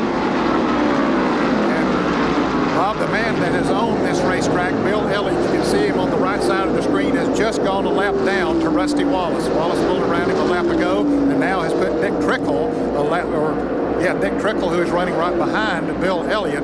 So Elliott having his problems here today. He was the class of the field here in June, but not today. Well, the man who virtually owns this racetrack is not having a good day.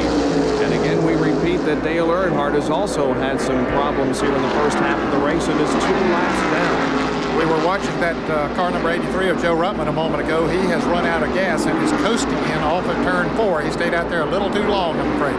Let's go down to Jack Rouge, who can find out what's wrong with the Bill Elliott run here this afternoon. Well, Bob, his brother Ernie Elliott's been in contact with him. Ernie, it looks as if the team just hasn't quite got the stuff here today. Did you miss the setup? Nah, you know, the car was real good.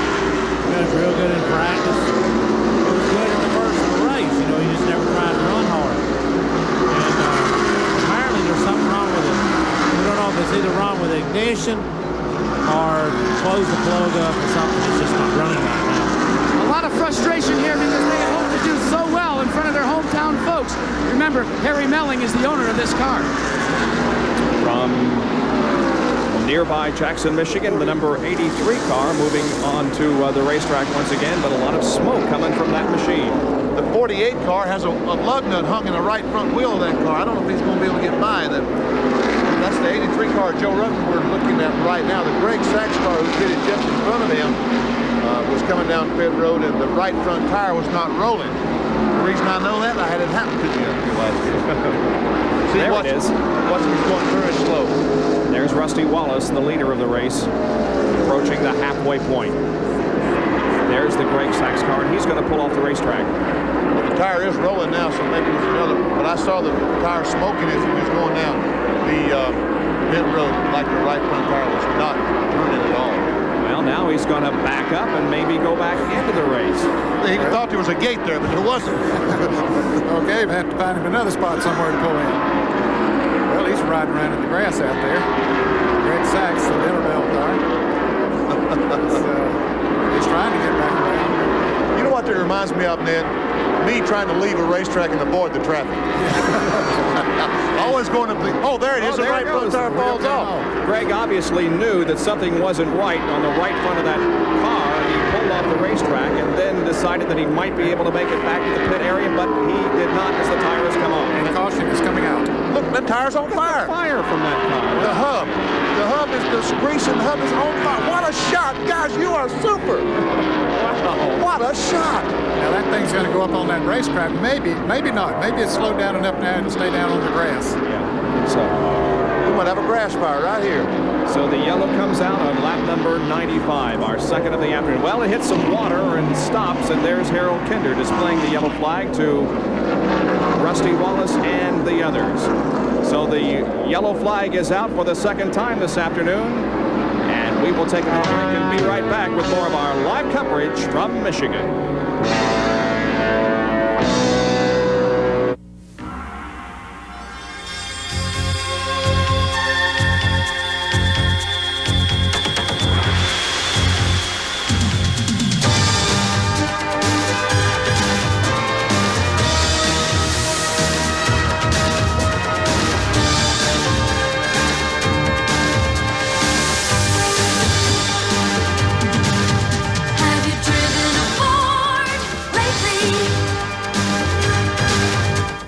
You know, Alan, when I think extremely hot, I think of Xerox antifreeze coolant because it prevents boilovers and scorching heat up to 276 degrees. Well, Rusty, when I think of Xerox, I think of extreme cold because it protects my engine even when the temperature drops to 84 below.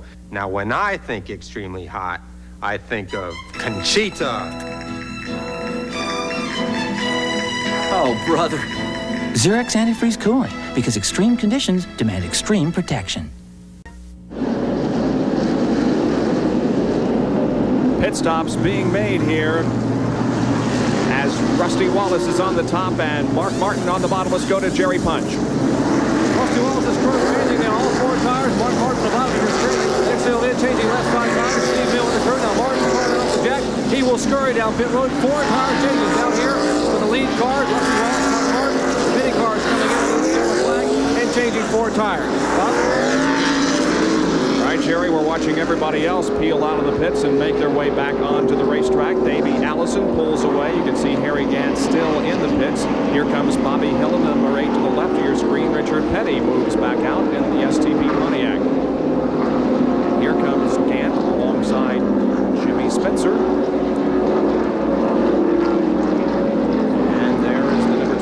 Now, there is Greg Sachs giving us the thumbs up, saying, I'm okay, but the car is without a right front tire. You know, I saw the thing smoking going down pit road, and I thought a lug nut was hung in there, but I don't understand why that the tire went ahead and fell off because of that problem. There's Jimmy Means in for a pit stop. They're changing the right rear on that car. They've got a problem back on the right rear of that car. There's too many people around the right rear just to be a simple tire change back there.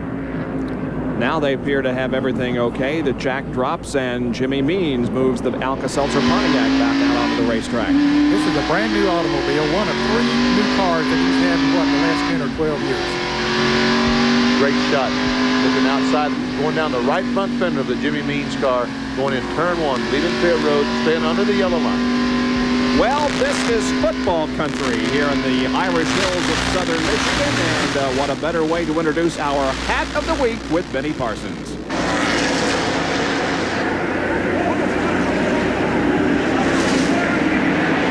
This is undoubtedly the scariest and the worst wreck I've ever been in Winston Cup racing, and even with my Simpson full-face helmet, I still have a fat lip, a black eye. Maybe this is the kind of helmet I needed last week at Watkins Glen. A Michigan State Spartan football helmet sent to us by Jill and Tom Harrington from Lansing, Michigan. And yes, folks, this is the Hat of the Week. And what I thought, what a better guy to help me do it than Jeff Bodine, who took such a hard lick last week and needed a helmet something like this. And there's a young man in Mooresville, North Carolina, Kirk Suttles, who's going to have a bone marrow transplant. They're trying to raise some money for him. And August 27th, at Mooresville High School at 2 p.m., they're going to have a celebrity auction. Rusty Wallace has some things over there. Some of Buddy Baker's stuff is over there to auction off to raise money for Kirk. So this is where the football helmet's going. Mooresville High School, August 27th, 2 p.m. Go buy, bid lots of money, and maybe Jeff Bodine will wear it in a race sometime. Unfortunately, you won't be able to buy, as we look at Bill Elliott, you won't be able to buy that helmet over there because his owner, Harry Millen, bought the helmet yesterday for $125. Let's go to Jackaroo. Well, what they think is the problem with Bill Elliott's car is a faulty coil. Dan Elliott, Ernie Elliott, and the rest of the crew exchanged the coils, but now the car is still not running well. It's still misfiring, and now it seems to have caught fire and he's back out of the race, but we're about ready to go back to green flag action. Yeah, we're going back to green flag, Jack, and he's already 1 lap down as the green flag flies on the front pack, and looked like Morgan Shepherd leading this race. Some of those cars only changed 2 tires on that last stop. Rusty Wallace took on 4 tires, so therefore he's back behind Morgan Shepherd, Ken Schrader, and a couple other cars. Now, Dale Earnhardt got 1 of his laps back, so he's only 1 lap down now. As the cars move back up to speed, and Morgan Shepherd leads them down the backstretch. We've completed 99 laps, and in 1/2 lap, we will complete the halfway mark. Ken Schrader in car number 25 runs in 2nd spot. Dale Earnhardt, remember, is still a lap down.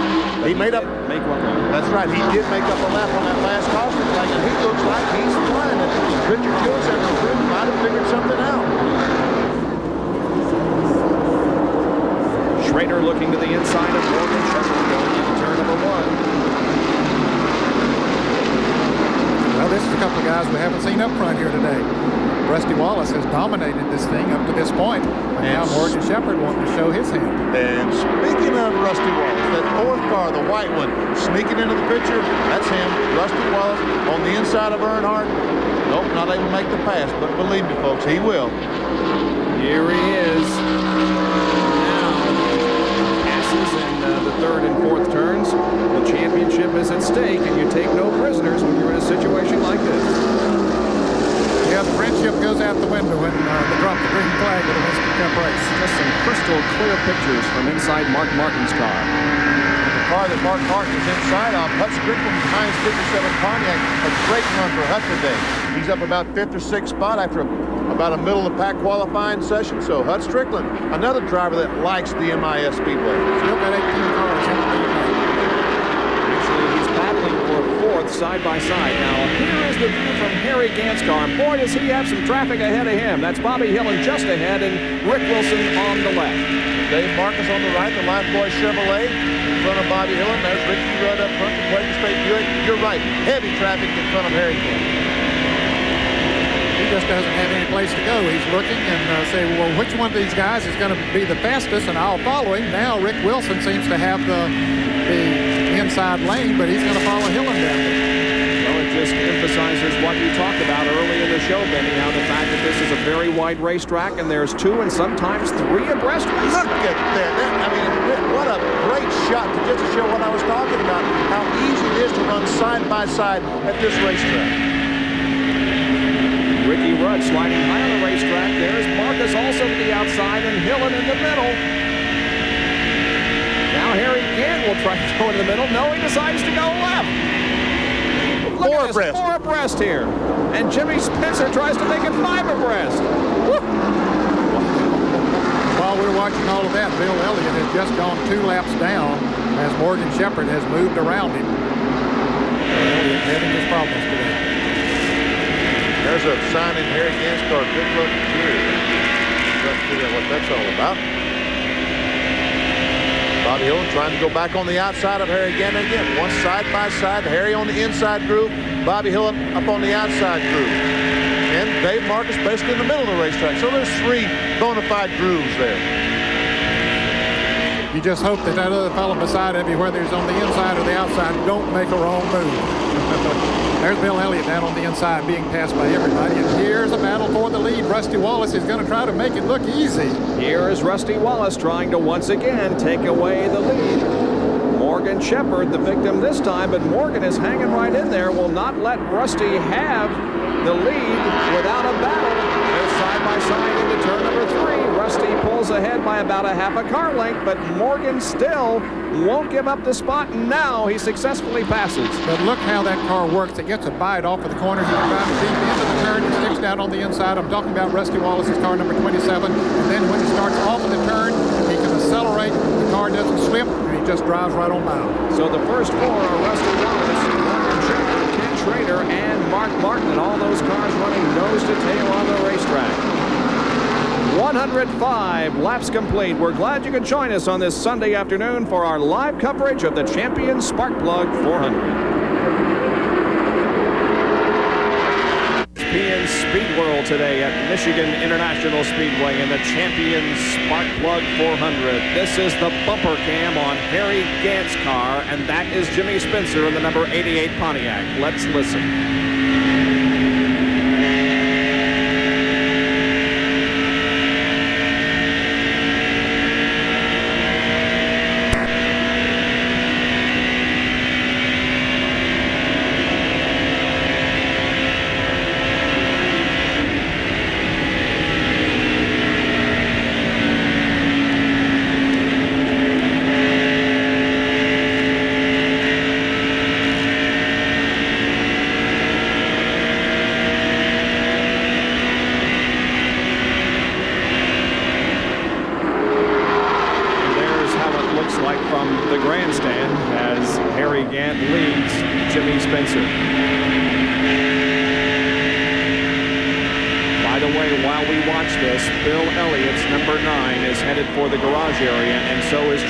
To get an explanation, but the action on the racetrack is hot and heavy at the moment.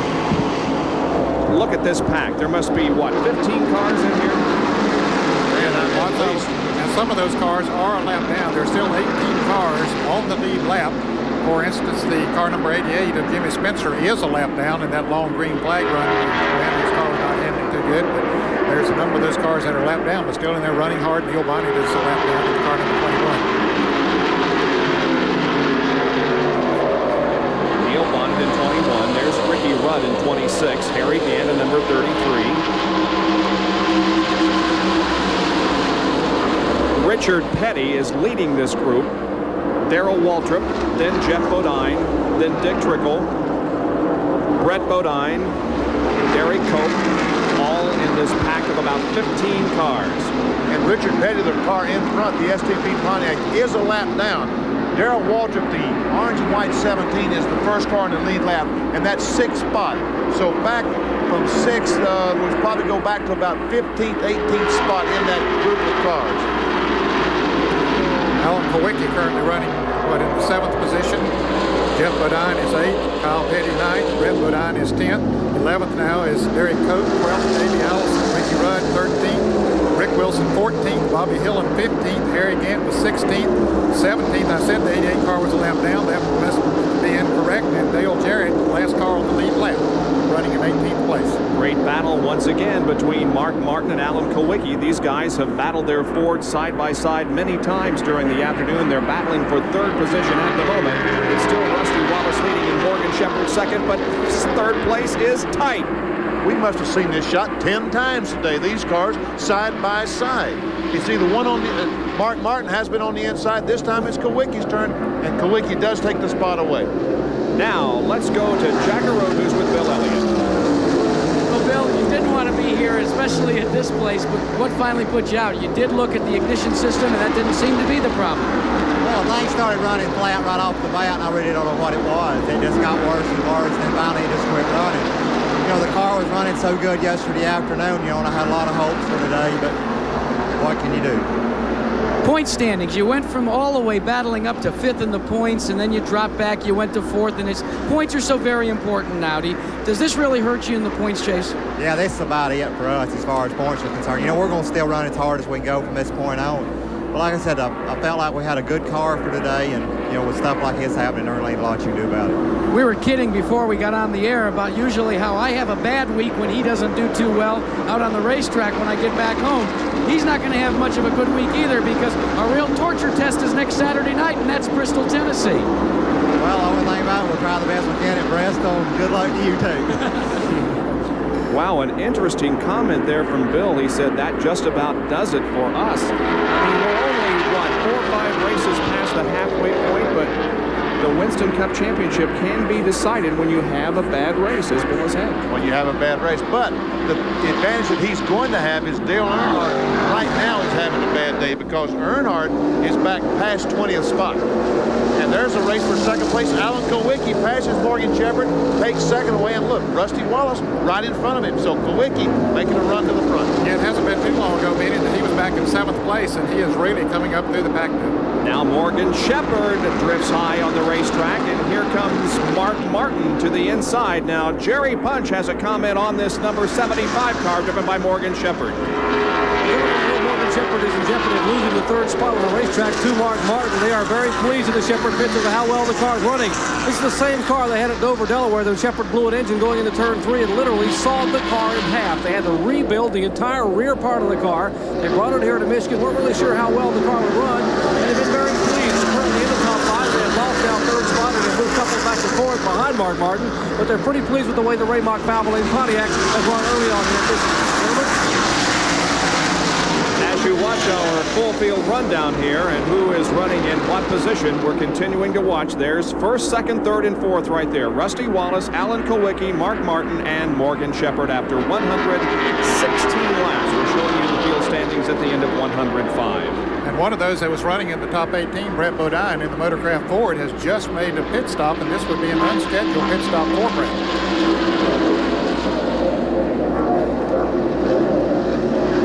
Martin and Morgan Shepherd continuing to go at it, and Morgan takes 3rd spot away from Mark. Okay, well, those 2 Fords and Rusty Wallace has been there all day up front, and it looks like they're going to be there at the end of the race as well. These guys that you're seeing now, Labonte, Sachs, and Elliott, all have dropped out of competition. Now, Mark Martin lost the position because the car got way high on him up in turn 4. Watch. Wow, did it ever. Man. He almost got into the wall with the rear of that car. Good driving job of him bringing it back down, but that opened the door for Morgan Shepherd to move back around. When the car gets in the gray, you know it has a problem. Mark Martin continuing to run in 4th spot. We'll be right back.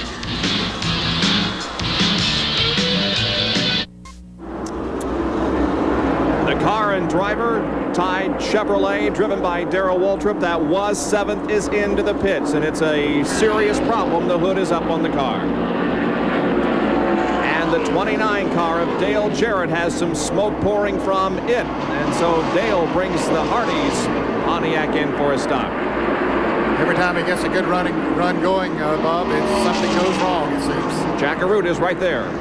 And a lot of smoke coming from beneath it. Doug Williams checking things over. Smoke just pouring out of the car. Checking. Doug, what seems to be the problem? The pinion seal's out of the rear end, it appears to be. So you're out of it? Yes, we're out of it. Let's check in with Jerry Punch. Jerry? The other driver is not having a great day, Jack, is Darrell Waltrip, currently third in the Winston Cup points. He regulated for the car, just quit, just shut off on the racetrack. Began to miss. They're now trying to change the distributor in the car, possibly thinking they may have had a distributor problem, and they have already changed ignition. That didn't fix it. They're going to go in the distributor shaft and change that. But Waltrip losing a lot of valuable time. Another tough break for the Franklin, Tennessee driver. So we are seeing now 3 out of the top 5 in points having trouble. Now there is the very lonely shot that Darrell Waltrip has on pit road. But we have seen Darrell Waltrip experience problems. Bill Elliott has experienced a problem. And, of course, Dale Earnhardt, the Winston Cup points leader, also experienced a problem and is a lap down. So actually only 2 of those in the top 5 are doing what you would consider well here in the Champion Spark Plug 400. Well, this week's Winston Cup replay takes us back 18 years for a race here at Michigan International Speedway. Winston Cup replays are brought to you by the First Amen Filters, Purolator, exceptional protection for exceptional vehicles like yours. 1971, the grandstand is full for the Yankee 400 at Michigan International Speedway. Coming down for the green flag is Pete Hamilton on pole position, with Bobby Allison occupying the outside front row spot.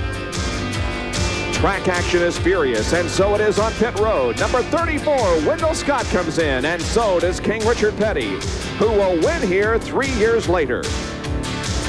Number 11 is Buddy Baker in the Petty Enterprises Dodge. Number 12 is Bobby Allison in the Holman Moody Mercury. Petty joins the fight for the lead on the track's 18-degree banking. But Bobby takes command as Richard gets a little sideways, but saves it. Others aren't as fortunate. Allison goes on to beat Petty, Baker, Maynard Troyer, and Joe Frisson. It's Bobby's second win at Michigan this year.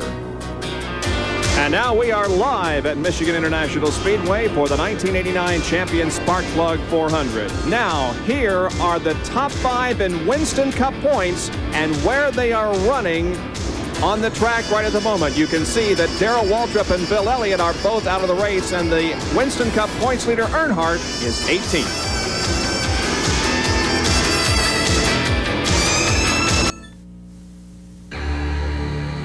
You hear the thunder, thunder, the call of the road.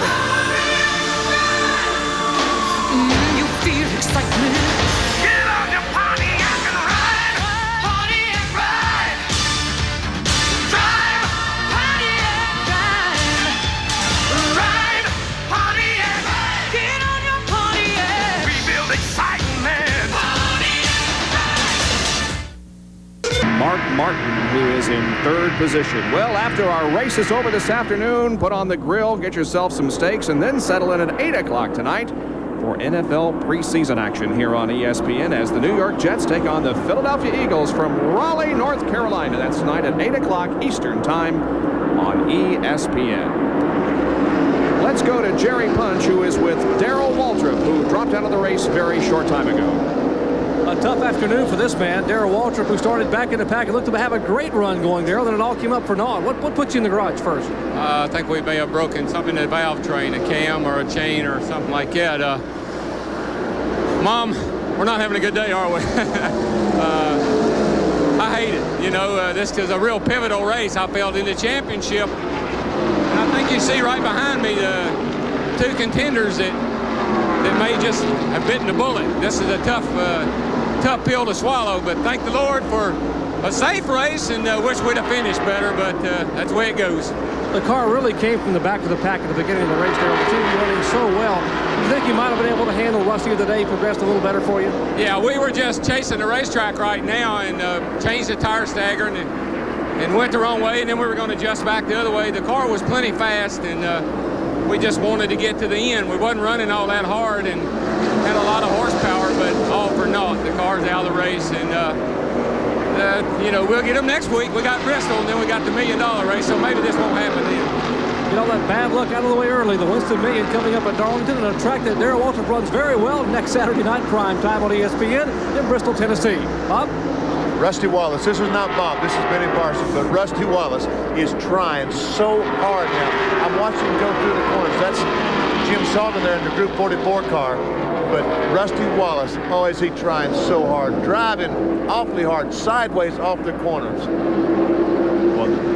The number 44 car driven by Jim Sauter. This is the Group 44 machine prepared by Bob Tullius. Last weekend, Jim overcame a couple of problems and finished in 9th position and currently finds himself 23rd here at Michigan.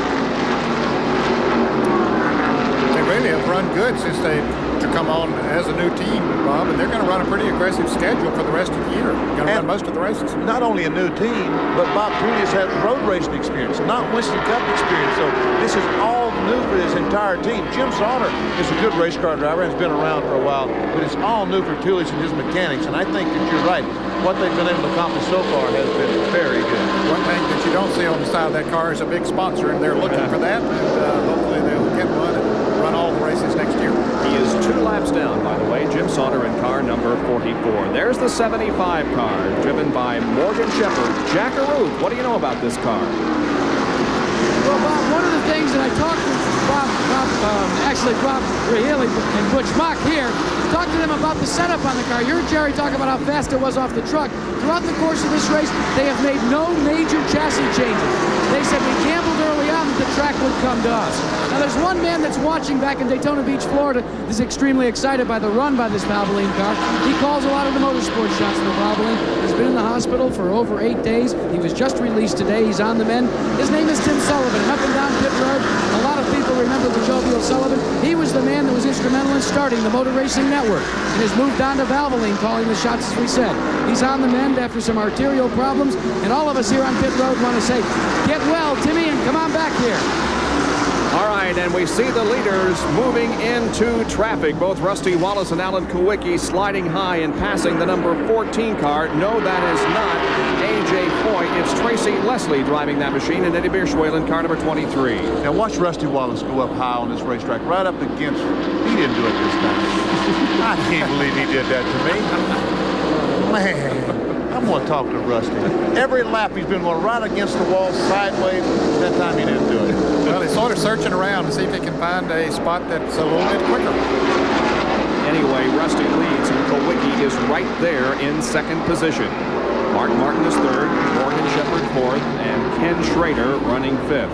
And pit stops will be coming up before too long, Bob, perhaps in the next 5, 6, 7 laps. Gary Cotrill still running in 6th position. 7th is Hut Strickland. 8th is the pole sitter, Jeff Bodine, who, of course, is the only one eligible for $129,200 in Unocal bonus money. 9th is Ricky Rudd, and 10th is Rick Wilson. Here comes Wallace and the others off the 4th corner. When we talk about pit stops, we understand that Mark Martin might be coming in the next couple of laps. So we're looking out the front window, the windshield of Mark Martin as he runs in the 3rd position.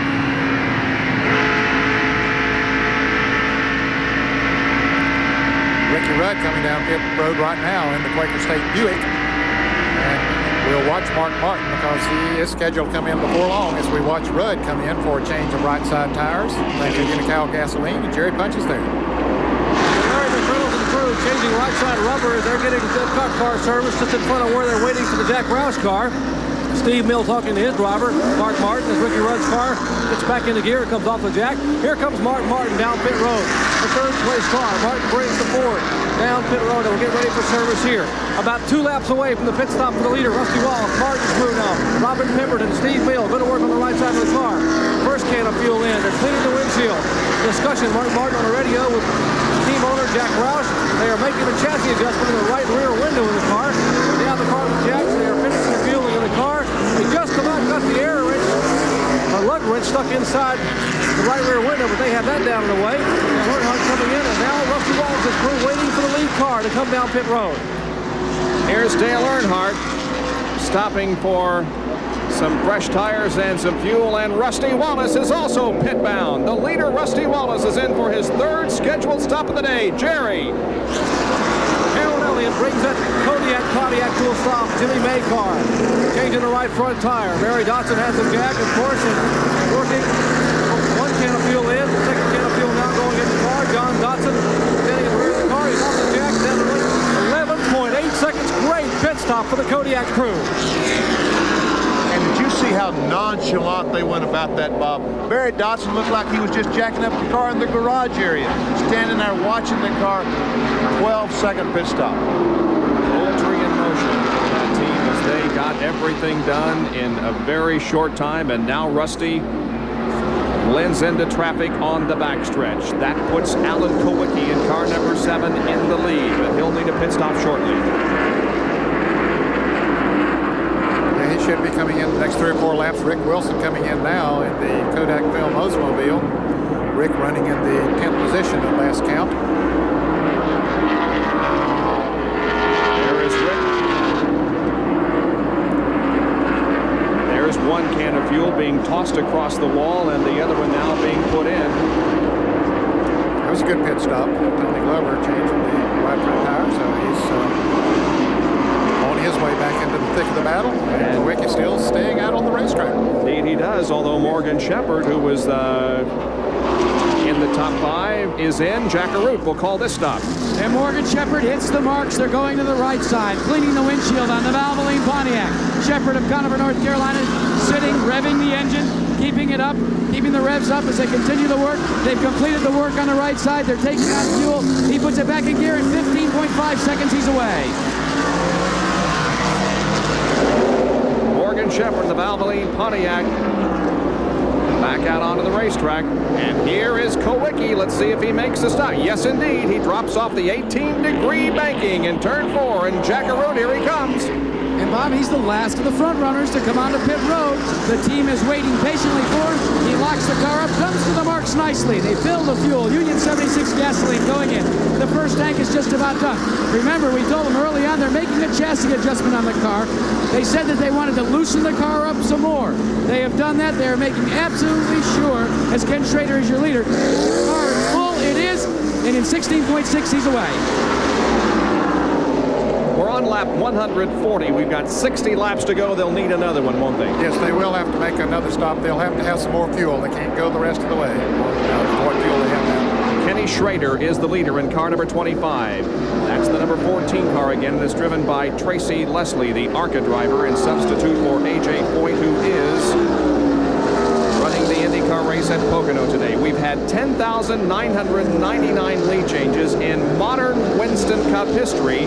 One more and we'll break the 11,000 mark. Will it happen? We'll be back to answer that question in a moment.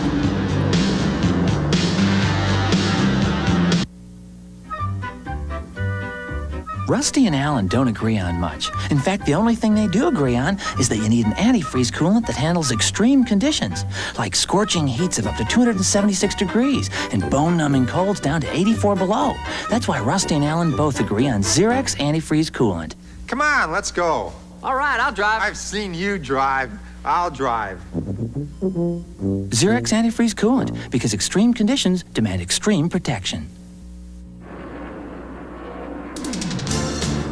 The Winston Cup Series first competed here at Michigan International Speedway in 1969.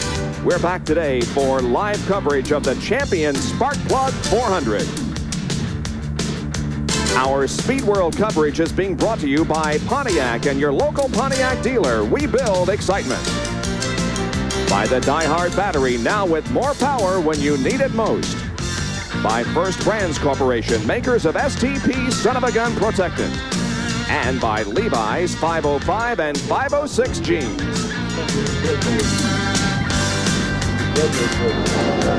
Third scheduled set of pit stops underway. Jack Arute is there for the Ken Schrader stop. And Bob, this is going to be a costly stop for Schrader. They were only going to take right side tires, but they were afraid they had a blistered left rear. Dennis Conner checked it over. They did, and he had to take on all 4 tires, and this is costly on the green. Precious seconds lost. And Jack, again, when Schrader came in, a lot of smoke there on the left front tire.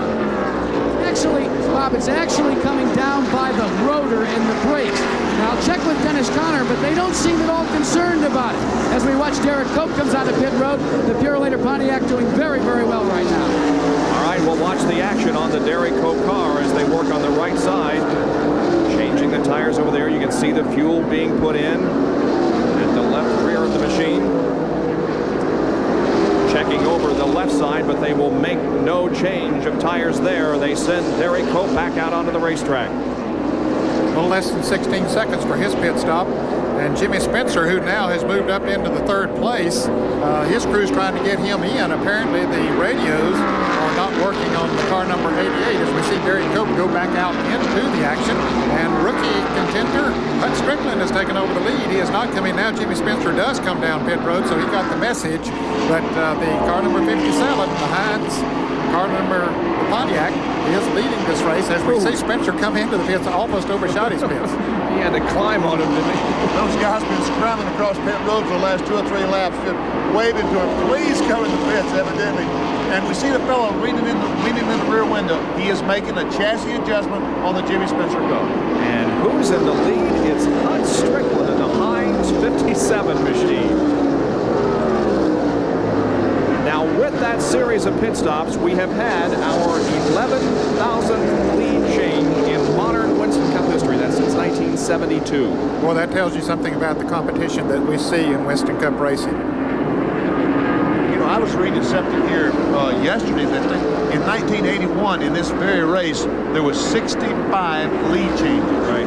And there's only 200 laps in the race, so, you know, every third lap there was a lead change. There you can say that the 10,000th lead occurred in the 1988 Daytona 500. Bobby Allison made the pass. The 9,000th came at North Wilkesboro in 1986, and the 8,000 came in 1984. Now notice that the 10,000 was in 88, and just a little over a year now we've had the 11,000, and here is the 10,000. That's Bobby Allison in car number 12, passing Ken Schrader, and making it 10,000 lead changes. Of course, Bobby passed son Davey here and went on to win the 1988 Daytona 500. Now, here is Hut Strickland in for his third stop of the afternoon. Jack Arute cars away already. Yeah, but they had a very close call, Bob Jenkins. They had one man too many over the wall.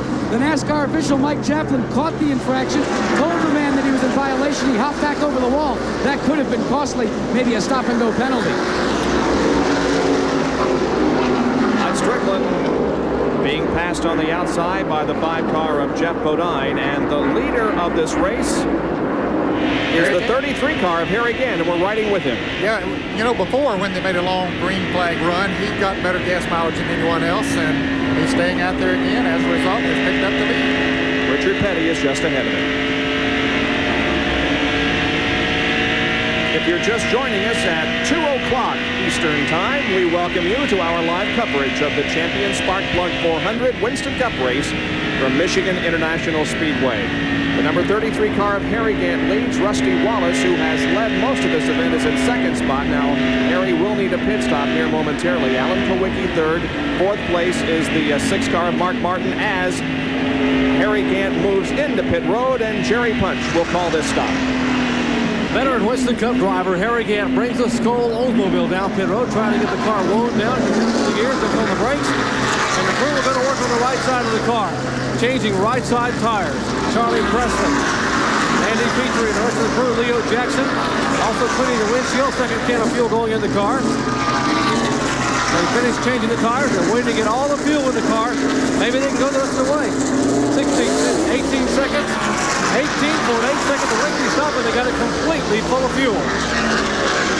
Very big close, but there's a possibility he might go. That's only about 102 miles to go, and he's been getting very good gas mileage here. Wow, that's something that we'll definitely have to watch for. He may have enough fuel to go the rest of the distance. Meanwhile, Rusty Wallace has the lead once again here in the Champion Spark Plug 400. Jerry, what's your comment on Rusty Wallace? Very interesting. We saw the Rusty Wallace pit stop was 11.8 seconds. However, the reason the stop was so quick, they didn't wait to get the second can of gasoline in the the car. And the reason they didn't wait is because they were concerned about possible rain. They said, we don't want to wait to get the car fuel. We may have to stop a lot earlier than someone else, but we want to stay out front. If it rains, we'll be able to get the victory. Plus the fact, Jerry, they were definitely going to have to make one more stop. Rusty Wallace continues to lead.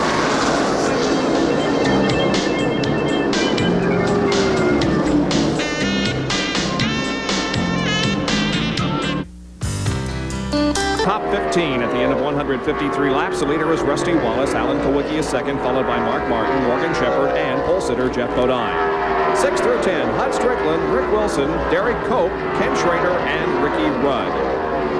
In 11th position at the moment is Harry Gant. Davey Allison is 12th, Jimmy Spencer 13th, Dick Trickle 14th, and Richard Petty is in 15th position. But again, we'll repeat that Harry Gant went 53 laps between his pit stops, and he came in with 52 laps to go. So he could go the rest of the distance without a fuel stop, and everybody else is going to have to come in, including Rusty Wallace. Well, exactly, because Rusty Wallace had the quickest pit stop of all, which means that he probably got less gas in that Kodiak Pontiac than anyone else did. So he'll probably have to pit before anyone. Well, there's one problem that Gant has. Not too far in front of Rusty Wallace, we see on the screen, is Harry Gant. He is almost a lap down. We'll see him here in just a moment. That's a red car there right in front of Rusty Wallace, but not too far in front of that red car is Harry Gant. So he could go a lap down. Just to continue to update you on what has happened so far here this afternoon, Bill Elliott is out of the race, and the number 3 car of Dale Earnhardt, the Winston Cup points leader, has not had a very good day, as he is now currently running in 16th position, and Darrell Waltrip, also in the top 5 of Winston Cup points, is out of competition. Their second place car of Alan Kulwicki, the Xerox 4. Bob, let me correct myself. That was not Harry Gant that was directly in front of Rusty Wallace. It was another car that was painted up similar to his, so I apologize to Harry Gant and all of his fans. He's not about to be left. Let's do an interview here and see how much of a lead Rusty has on Alan. It's about 4.4 seconds. Alan Kulwicki right now is the fastest car on the racetrack. He made a pit stop, and on his last pit stop, he ended up a straightaway behind Rusty Wallace. And he has gained probably a quarter of that straightaway back. There we see Rusty in the middle of the straightaway as Alan Kulwicki comes off the corner. So Alan Kulwicki is gaining. And Jack Arud is with Paul Andrews in the Kulwicki pit. And Bob, remember we told you that they loosened the car up on that last stop. It seems to have done the trick for the car, Paul. Well, what we've done is just loosen the car up a little bit and try to get the car a little bit faster. Right now, everything's just fine. The Xerox AC4 Thunderbird, hopefully it'll make it all day. Now, what about fuel consumption? You will have to make another stop, will you not? Yeah, I'm afraid so. We sure will have to make another stop. Hopefully we'll have a caution. We can get in and get out real good. Well, that could be the dramatic finish here of the Champion Sparkplug 400.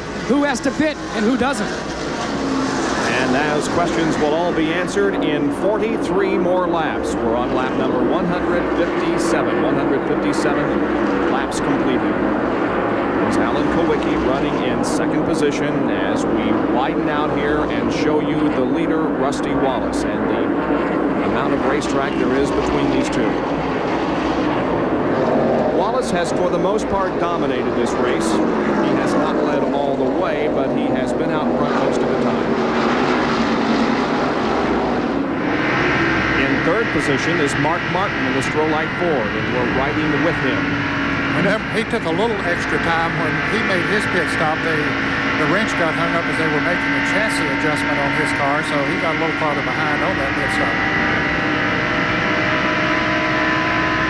Well, you know, we talk about pit stops and what a team sport that automobile racing is. There's only one person that we talk about, and that's the driver. Martin, we're looking at him make that car go around the corner now. But it is a team sport. And I think that pit stops, clearly, the last pit stop that was made, it just shows you how important it is. Because these three cars, Mark Martin, Alan Kulwicki, and Rusty Wallace, were running right together. They made the pit stop, and Rusty Wallace ended up with almost a straightaway lead simply because of a great pit stop by Barry Dawson in that car. Well, here's just a great shot of Mark Martin as he maneuvers that race car around the 2 miles. And we have a report that there might be a problem with the left front tire on Rusty Wallace's car. Well, let's Let's see if that develops. He has, as Benny has indicated many times, drifted up high in the fourth corner many times. He did that time. He stays out there on the racetrack. It seems to be going pretty well, but he has taken that high groove, as Benny pointed out a little bit earlier, as he comes up on these two cars running side by side. That's Eddie Beersball in car number 23, Tracy Leslie in car number 14, but they separate and give Rusty plenty of racing room. Doesn't appear as if he's slowed down any. And I'll tell you, of course, the left front would be the best place to have a flat tire if you're going to have one, but it would affect the handling of the car the least. But Benny, if it was, it'd probably be pushing up in the turns a little bit. Yes. Well, our indication is that Rusty is calling for a right front on the radio, so he may not be sure which one is going down. This may develop into a 4-tire change, and that would be costly. Yeah, apparently they're not sure of which tire is giving the problem. How about it, Jerry? There's a lot of discussion in the Rusty Wallace pit as to exactly what may be the problem. Let's get a comment from Harold Elliott here. Harold, what is Rusty telling you on the radio? What's the problem with the car? Everything's fine, Jerry. He just says we're trying to decide whether to change right side tires or change left, which would benefit us best on this next stop. So that's what we're talking about right now. Does he possibly have a tire going down? The car's been drifting way up in the corner. Well, no, I don't think so. I think it's just the bad matchup the tires have got right now because it's a green flag stop, and we just didn't get it staggered just quite right. There's a lot of concern in the Rusty Wallace pit, not only about tires, but primarily about the fact they know Harry Gant can make it the rest of the way without a pit stop. They will have to come in and pit around lap 185, but Gant can go the distance, and that concerns them. Remember what happened in June? Rusty Wallace won the strong horse. He led over 130 laps here, but he didn't win the race because of a last-minute pit stop. It could happen again to Rusty Wallace. Well, to boil all this down, don't go away, friends, because we've got some drama to be played out here in the last, 38 laps now, and the report is that there are a few sprinkles of rain being felt down in turn number 1. I don't think it's going to be much of a concern, although our spotters down there are reporting a few drops of rain. But in any case, Rusty Wallace continues to lead the champion Sparkplug 400.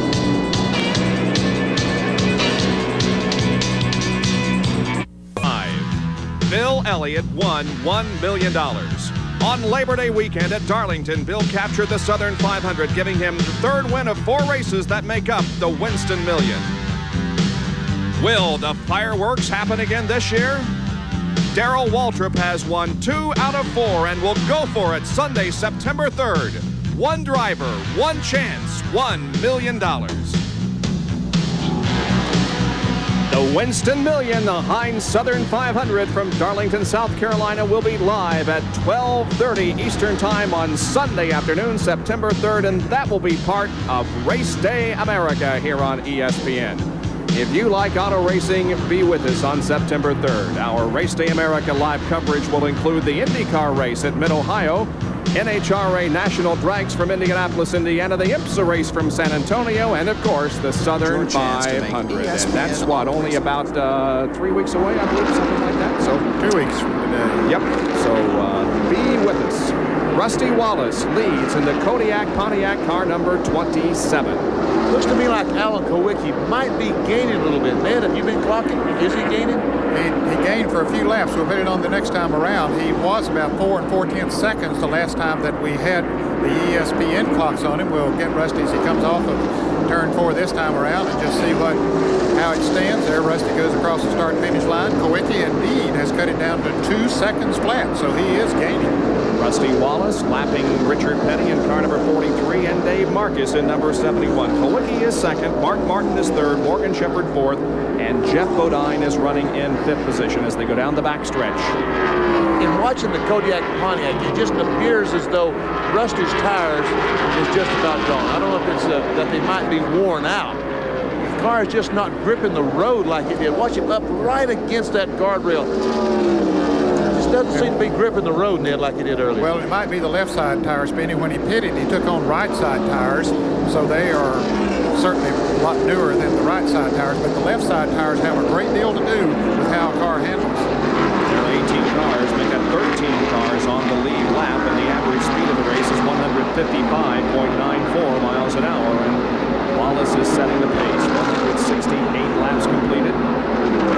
Bob, those 13 cars that are on the lead lap, of course, are Rusty Wallace. Second is Alan Kowicki. Third, Mark Martin. Morgan Shepherd is 4th, Jeff Bodine 5th, Derek Cope 6th, Rick Wilson 7th, Kenny Schrader is 8th, Hud Strickland 9th, Ricky Rudd 10th, Harry Gant right on his bumper for 11th, 12th is Davey Allison, and 13th is Jimmy Spencer. Once again, we're inside Harry Gant's car, and that's Ricky Rudd just ahead of the Quaker State Buick. Now, they're running about 28.5 seconds behind Rusty Wallace. We talked about the fact that Gant might be able to go the rest of the way. I think he's the only one in the lead lap that might be able to go the rest of the way as far as fuel is concerned, but he's 28.5 seconds behind. Rusty Wallace might be able to get in the pits, get some fuel, and still get back out in front of him. So we're watching 10th and 11th here. Ricky Rudd is in 10th, and Harry Gant in 11th spot. How about the 57 car, Hud Strickland? Is he going to be able to make it the rest of the way? Well, he might, because he came in, I think, just one lap before Harry Gant did, so he might be able to go the rest of the way, and he's sitting up there in the 9th position. You know, it's interesting as we hear these cars go around the corners. The Indy cars here are flat out all the way. Not so with the stock cars. Oh, no, you have to back off the throttle. They don't use the brakes going in the corner, but at least backing off the throttle and backing off quite dramatically. Continuing to watch Ricky Rudd and Harry Gant, 10th and 11th. Meanwhile, it's back up front to Rusty Wallace as he passes Kyle Petty and puts him another lap down. Yeah, Kyle's been having some problems with the Peak Antifreeze Pontiac. He's running on about 7 cylinders out there. Had a great run in the early going, but problems have developed on that Peak-sponsored car, and Kyle Petty dropping off the pace. Alan Kowicki has a problem. I don't know what's happened, but he's backed up. He's going backwards. Well, this is Rusty Wallace we're watching going around the race. There, we see Alan Kowicki, Mark Martin, the third-place cars, and Kowicki moves over. And it's pretty obvious that something is wrong with the Alan Kowicki car, and here comes Mark Martin to go into second, and now he begins the chase of Rusty Wallace. Yeah, evidently he's lost a cylinder or something because it seems so well. I don't know. He might have a flat tire. Maybe. That's what he looks like. So the tire might be going down because he went high, very high in the corner, much higher than he normally has been in the corners. See if he's thinking about making a pit stop. Oh, poor old Alan Kowicki. I thought he might have something going for him after 9 weeks of just unbelievable bad luck, and once again he has a problem.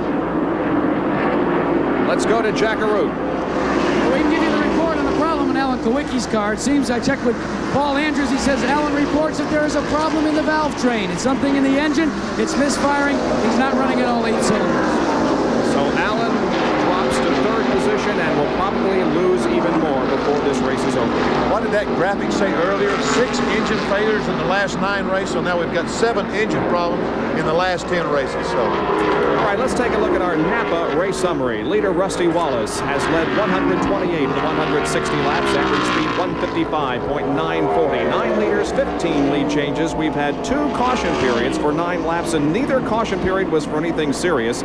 13 cars currently on the lead lap at the end of 173 laps.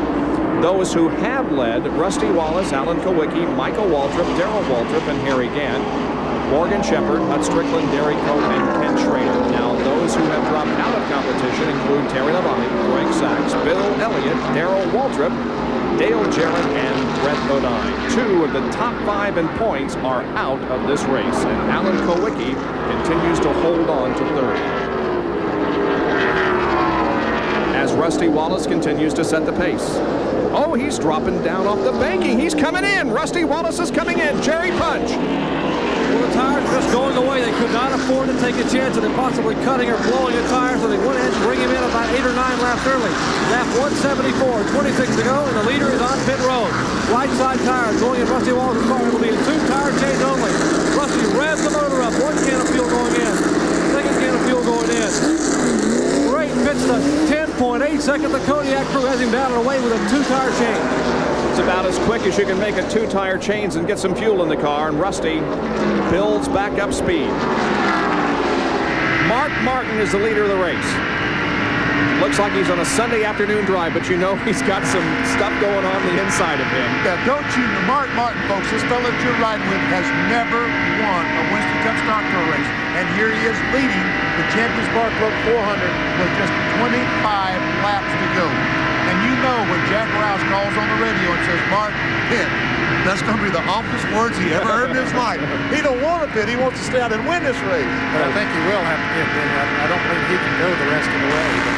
Well, remember the debacle that he ran into at Daytona when he was leading the race and ran out of fuel with 10 laps to go. He finished 16th in that race, but since then, the last 3 events, he has finished third, and second. Ricky Rudd is in the Quaker State Buick. This car has led the movement onto pit road by many of the leaders. Jerry Punch. Ricky Rudd's Quaker State Buick getting service here. They will change the left side tires in Ricky Rudd's car. The left side tires are already gone. They have put 1 can of fuel in there on the deck. Out of the way. Good pit stop for Ricky Rudd. And Martin Martin is coming in. We are here with the Strohs Ride Ford. Martin currently running in second, was the leader. Now comes on pit road. We'll try to beat the 10.8-second stop of the Kodiak crew of Rusty Wallace. Right side tires, Robin Pemberton. A major chassis adjustment on the right rear. Out of the way. 12.2, the car stalled. Flies out of gear. Now he gets the car back in gear. Lost about a second and a half here in the pits. He is out of the way. I think Mark Martin had the car in neutral. Didn't have it in first and let the clutch out. One reason he was slow getting out. That cost him a couple of extra seconds. Morgan Shepherd now has taken over the lead in the Valvoline Pontiac, but he should have a pit stop coming up before too long himself. Morgan Shepherd last week, the pole sitter at Watkins Glen. There's Alan Kowicki in car number 7. He is the leader at the moment, but here comes Shepherd, and he is just about to take the lead away from Kowicki, I believe. There is Allen. Again, has developed an engine problem on that car and is dropping back. Well, I tell you what, there's going to be some dice roll here in the next 20 laps because there is some people that's going to gamble that they can go without running out of fuel. 75 car to see if it drops off the banking and comes in for a pit stop. It will not. It will stay out. Dale Earnhardt, our Winston Cup point leader, is in the pit stops. He is 2 laps down to these cars on the racetrack. Morgan Shepherd takes the lead away from Alan Kowicki.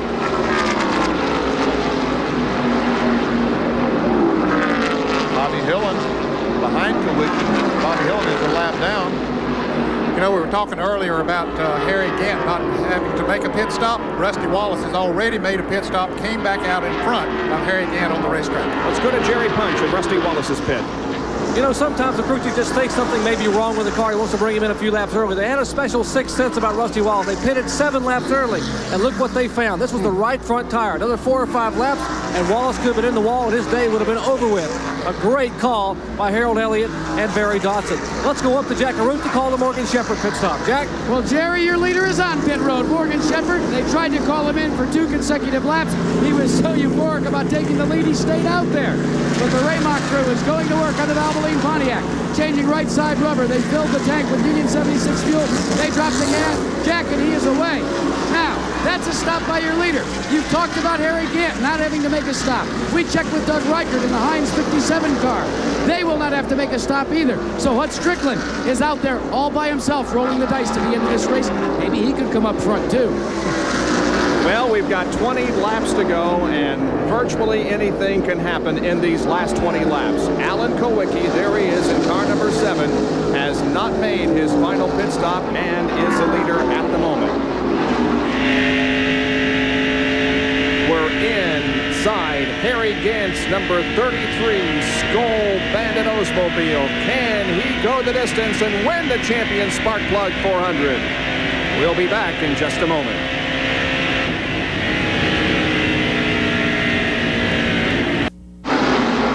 Live at Michigan International Speedway, where Rusty Wallace in car 27 has just taken over the lead from the number 5 car of Geoff Bodine, and Bodine has yet to make his final pit stop. Here is how it happened, and it was rather dramatic. Well, Rusty, of course, has made his pit stop, has new tires on the right side. He pulls up off of turn 4 up on the outside of Bodine, and Bodine is already pretty high, and they almost touch, but he gets by. Bodine almost spun trying to get out of Rusty's way because he felt Rusty Wallace on the outside of him and tried to pull away from him, and that's why the car wiggled as dramatically as it did. And look at Derek Cope, right behind Rusty Wallace, still has a super run going this afternoon, currently in 4th spot. They'll make that 3rd spot. Rusty now is the leader, Geoff Bodine 2nd, and Derek Cope in 3rd. However, car number 5, Geoff Bodine and Derek Cope have not made a pit stop yet, and probably will have to have a little dash of fuel. Jerry has a comment on Geoff Bodine. Well, they are waiting to bring Jeff Bodine down pit road. Our pole center was hoping to be able to get the victory today, pick up all the Unocal Challenge money, but that was not to be. He knows he can't quite run Rusty Wallace, so they're going to do a gas and go. Waddell Wilson standing on pit road now with the pit board, waving it for Jeff Bodine, watching and waiting for his driver to make an entry on the pit road. Laps winding down. Waddell now brings Bodine down pit road for his final pit stop. It'll be gas and go only. Gaskin now going in his car, revving the motor, trying to get a little fuel in his car. And he jumps 10.8 seconds. He is down and away.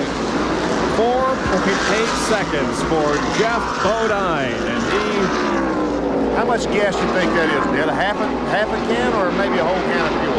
I doubt if they got a whole can in it. Then in probably didn't need a full can of fuel in. As we see Bodine go back out, Davey Allison just came in, did the same thing, just took on some fuel in his car. Hopes to go on the rest of the way. We understand that Derek Cope in car number 10 is going to do the same thing. Just a quick stop, splash, and go. Jeff Bodine will probably not collect the Unocal bonus money of $129,200. So when we go to Bristol next Saturday night, it'll be worth $136,800. And we understand that the 10 car, Derek Cope, is setting up for a gas and go stop. Trying to get himself another top 10 finish here at Michigan. Derek Cope has run a very good race here today. And he's running in second place right now behind Rusty Wallace. That's the red car you see there behind Wallace. He's going to stay out. Derek Cope's best career finish was 9th. He did that twice in his career. Here's Mark Martin. Rick Wilson about to blow going into turn 1 in the Kodak Film Oldsmobile as we watch Mark Martin. Mark Martin lost a cylinder apparently when he over-revved the engine coming out of the pits. Let's listen.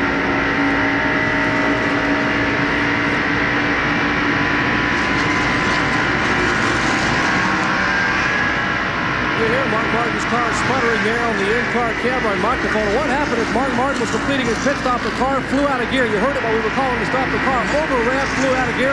Martin had to cram it back in first gear, but just enough with the high RPMs, the possibly break a rocker arm, whatever. They have lost a cylinder. Tough break for the Roush Racing team. So Mark Martin will wait another day to win his first Winston Cup event. And there's Rick Wilson down on the inside. A lot of smoke came from his car as he went into turn 1. He's just coasting around now, but apparently the engine let go on that car as we get back on Rusty Wallace, who's running flawlessly right now. He is indeed. He has pretty much dominated this race here this afternoon. He was 4th in Winston Cup points coming into this event, some 155 behind the leader Dale Earnhardt, and will make up some ground this afternoon if he continues to set the pace and to win. Let's go to Jack Arute. Well, Bob, you've said that Derek Cope's team, led by Buddy Parrott and Joe Dan Bailey, were going to do it gas and go. It's begun to sprinkle intermittently here on pit road, so they changed their tactics just a bit. They are now trying to run the string out a little bit further. But now, it seemed to have cleared up, and they don't feel they can go much further. They are going to call them in for the gas and go. And that will come with about 10 laps to go because we're on lap 189 as we follow Derek Cope down the backstretch.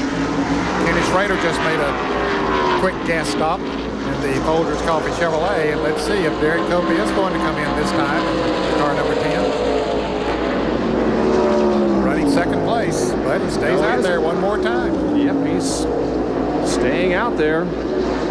10 laps to go. 190 are complete.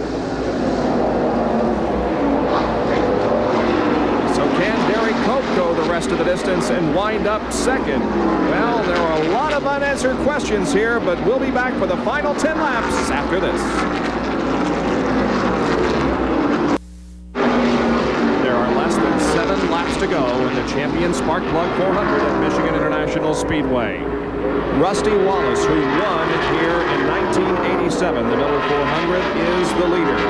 If he should win today, it will be his second consecutive Winston Cup win. He won last weekend at Watkins Glen. Running in second spot at the moment is Harry Gant. As we move inside the Skoal Oldsmobile. Everybody in front of Harry has stopped, and we speculate that he might be able to go the distance. Now the number 10 car did come in for its gas and go. Jack? It was a very very fast gas and go, gentlemen. Under 5 seconds. And Buddy Barrett was just ecstatic. He calls the shots here. He's a fellow that's been on top of things for so many years. And he just came to me, punched me in the shoulder, and he said, boy, it's great to be back in the hunt for the lead. Well, he has a lot to be proud of this afternoon. Now, Derek moved back out onto the racetrack and fell in 6th position behind Geoff Bodine. But still, it would be his best career finish if he should hang on to that spot.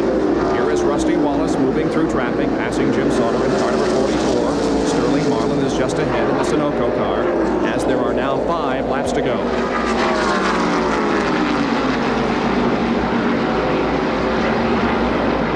I think those fellows told Rusty Wallace he had a, well, of course Rusty Wallace I guess knew he had a right front tire blistered, but I wonder if the pit crew told him and gave him something else to worry about. They probably didn't even mention it. But that is something I'm sure that's going through his mind now. If I blistered the tire once before, can I do it again? You remember last week in Victory Lane, Rusty Wallace told Jerry Punch, I am back, and we are after the championship, and it appears as if he is indeed. Crossing the line now with 4 more laps to go. Rusty Wallace about to put his 2nd Winston Cup consecutive victory in the books. He entered the race in 4th position in the point standings, 155 behind. And Dale Earnhardt, a Winston Cup leader, did not have a particularly good day today. He's probably closed up. He had a terrible day going for him, and he's probably up in the top 15 now. But he's still going to lose 60, 75 points to Rusty Wallace before the day's over. It's really going to tighten up. 2nd place car is Harry Gant. Make that Morgan Shepherd. And I believe he's in 3rd at the moment. Harry Gant is in 2nd. Morgan Shepherd is in 3rd place. And running in 4th place now is Hud Strickland, the rookie driver. He has yet to make a pit stop, and he might be able to go all the way. Geoff Bodine is running in 5th place. Remember last week, Morgan Shepherd, who qualified for the pole, hit the wall after making contact with Dale Earnhardt, but he did battle back to a 6th place finish. There's Rusty Wallace now in the backstretch. When he comes down this time, he'll complete lap 198 and have 2 more to go. Let's go to Jerry Punch with a comment on Rusty. Well, Bob Jenkins, you commented on the fact that Rusty said we're back in Victory Lane last week at Watkins Glen. Well, what they've done is the same thing they did a year ago. Remember last year when they were so strong at the end of the season? They've rolled out old Whitney, the old car that got in the shop. That's Whitney. He's driving today. The car that has won 5 Winston Cup events, including the Bump and Run Winston this year, the NASCAR All-Star Race. So Whitney is running awfully well here. I tell you, they are excited about this stretch run to the Winston Cup Championship. 10 races to go after the day, and Rusty Wallace, the Kodiak team,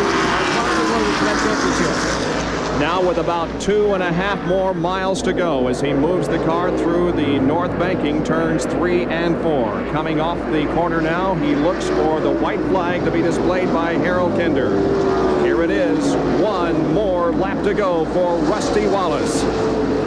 He's looking for his 15th career Winston Cup race win and his 2nd at Michigan International. And his 5th of the year.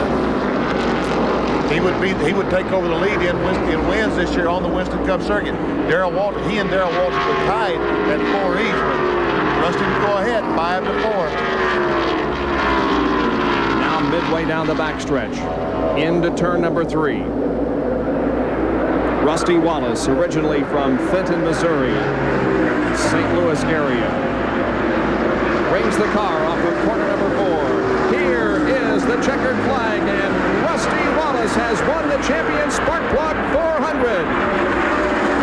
Harry Gant, who was in 2nd position, is slowing down. You can see him trying to get fuel to the car. Undoubtedly is out of fuel. Here comes Morgan Shepherd, and Morgan is going to take 2nd as Harry rolled the dice and lost 1 position because of it. Yeah, but I think he picked up some positions as a result of staying out there. I don't think he would have finished 3rd if he had come in for gas, so it was a good move, even though he lost 2nd position there as he came to the start-finish line.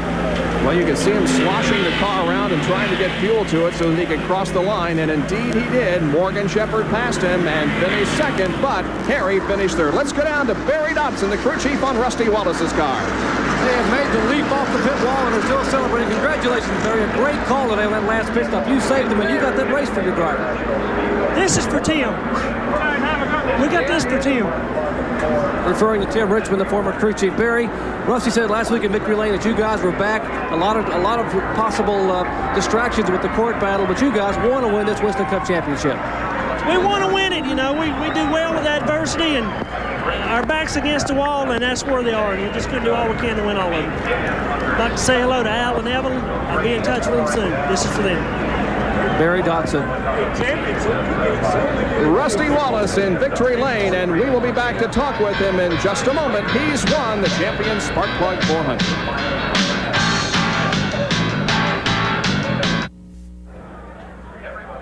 Top 10 finishers here this afternoon. Rusty Wallace, the winner. Morgan Shepherd finishes second, followed by Harry Gant, Hut Strickland, and Jeff Bodine. 6 through 10, Derek Cope, his best ever finish in Winston Cup racing. Davey Allison is 7th, Ricky Rudd 8th, Mark Martin 9th, and Alan Kowicki is 10th. Our Winner's Circle interview is being brought to you by the Die Hard Battery, now with more power when you need it most. Here's Jack Arute. Well, Rusty Wallace, congratulations. Win number 5. You are the winningest driver now in 1989. Oh, man, I'll tell you what, I'm loving it. I really appreciate everything. You know, I drove the wheels off that thing all day long, and I tell you what, I like to dedicate this win to Tim Richmond because I kind of pattern my style after him. Wide open, never say die, getting it all the time. But I'd also like to say hope Billy Bones back in California gets well. He's our main force, driving force. God, this is a great win. 2 in a row. I told him last week, if everything stays together, baby, we're going to rock and roll, and that's what we're doing now. We're just standing on it and going, and championship is in our eyes. The only way they're going to beat me is if I break down, and we don't plan on that. Now, the first man to come and congratulate him is his car owner, Raymond Beadle. You've heard a lot of things written in the papers about the contract disputes, but Raymond, when it comes down to checkered flag time, the important thing for the rest of the year is to win, and you're solidly behind your driver. Well, definitely. We race to win every race, and I think we're going to win. I think we're going to win the championship. A close call at the end there, though, and that last pit stop, you had a blistered front tire. Did they radio that in, or did they keep that a secret to you? They must have kept that a secret because I never knew that one. But, you know, I did know that we ran awful long on left side tires. And right there at the very end, I was getting out of the gas almost at the start-finish line creeping. I'm looking in the rearview mirror saying, hey, there's no use driving like a maniac, like you've been doing all day long. You got a lot of room, stroke it, let's bring her home, you know. And I just like to thank Pontiac, Mobil 1, AC Spark Plugs, and Kodiak for everything they've done, the whole crew and everybody behind us just drive because, you know, we missed it in 88, but by God, we're not going to miss it in 89. And I'd like to just like to thank the whole crew for everything they've done, and we're got a lot of victories ahead yet. Well, this driver didn't have to gamble to go to Victory Lane. One driver gambled trying to go to Victory Lane, and he's with Jerry Punch. Jerry? Well, true, Jack Arute. Gambling Harry Gannon. It almost paid off, Harry. A great run for the Skoal Oldsmobile. A couple laps to go, and then it coughed and quit. Yeah, it really started running out there 3 laps to go. The fuel pressure started dropping, and yeah, I thought I could make it. We got to 2. I didn't really think I'd get all the way around when they gave to White. It was virtually plumb out of gas in. So we coasted around. Car handled real good all day, and we knew that the only way we could do it was to get gas mileage. We was probably geared a little higher than most cars, and that helped us. We was getting better mileage all day. The crew was saying here we had barely a top 10 car, and O'Harry brought it home in 3rd. They're awfully proud, but now you get to go to the track where you like to race up in Bristol, Tennessee. Well, we looking forward to hope we have good luck at Bristol and run a little better than we did today. Harry Gant finishes 3rd here at the Champion Sparkplug 400, gambling on gas, and he made it pay off. Bob? Finished 3rd. 2nd was Morgan Shepherd. Rusty Wallace wins in record time, 157.687 miles an hour. We'll be right back. The lights on these cars are running on battery power alone. And in the end, only one, the car with the new Die Hard battery, our most powerful ever, is able to start. Great low prices every day, Die Hard power. That's your money's worth and a whole lot more. If you think there's not a nickel's worth of difference between Chevy S10 and Ford Ranger, check Chevy's longer, wider box. Or Chevy's warranty, covering hundreds of non-powertrain parts. 2 years longer than Ford's. In fact, there's over 20,000 nickels difference. Because this Chevy costs over $1,000 less. Plus choose another 15,000 nickels cash back. And you can take that to the bank. That's today's Chevy truck. Up here, you catch them with experience.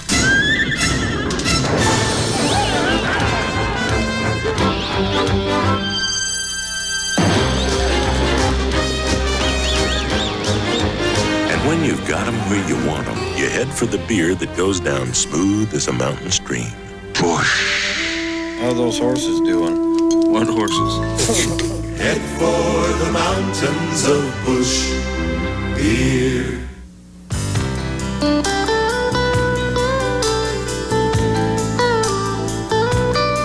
All of these championship-winning drivers have one thing in common: Goodyear Racing Eagles.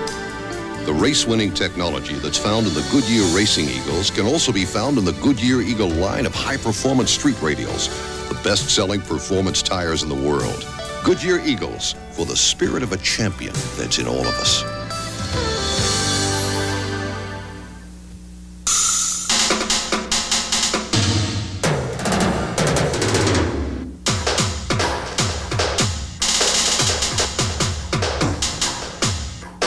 To some, it's a job.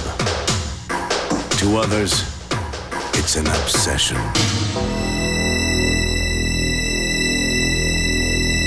If you demand performance from your car, protect it with Purelator filters.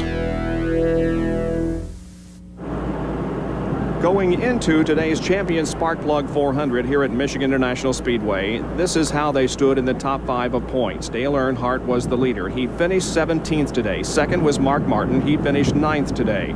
Waltrip was 3rd. He finished 38th. Rusty Wallace came into this race 4th in the point standings. He won. And Bill Elliott was 5th. He finished 39th. And so how do they stand now? Well, here they are.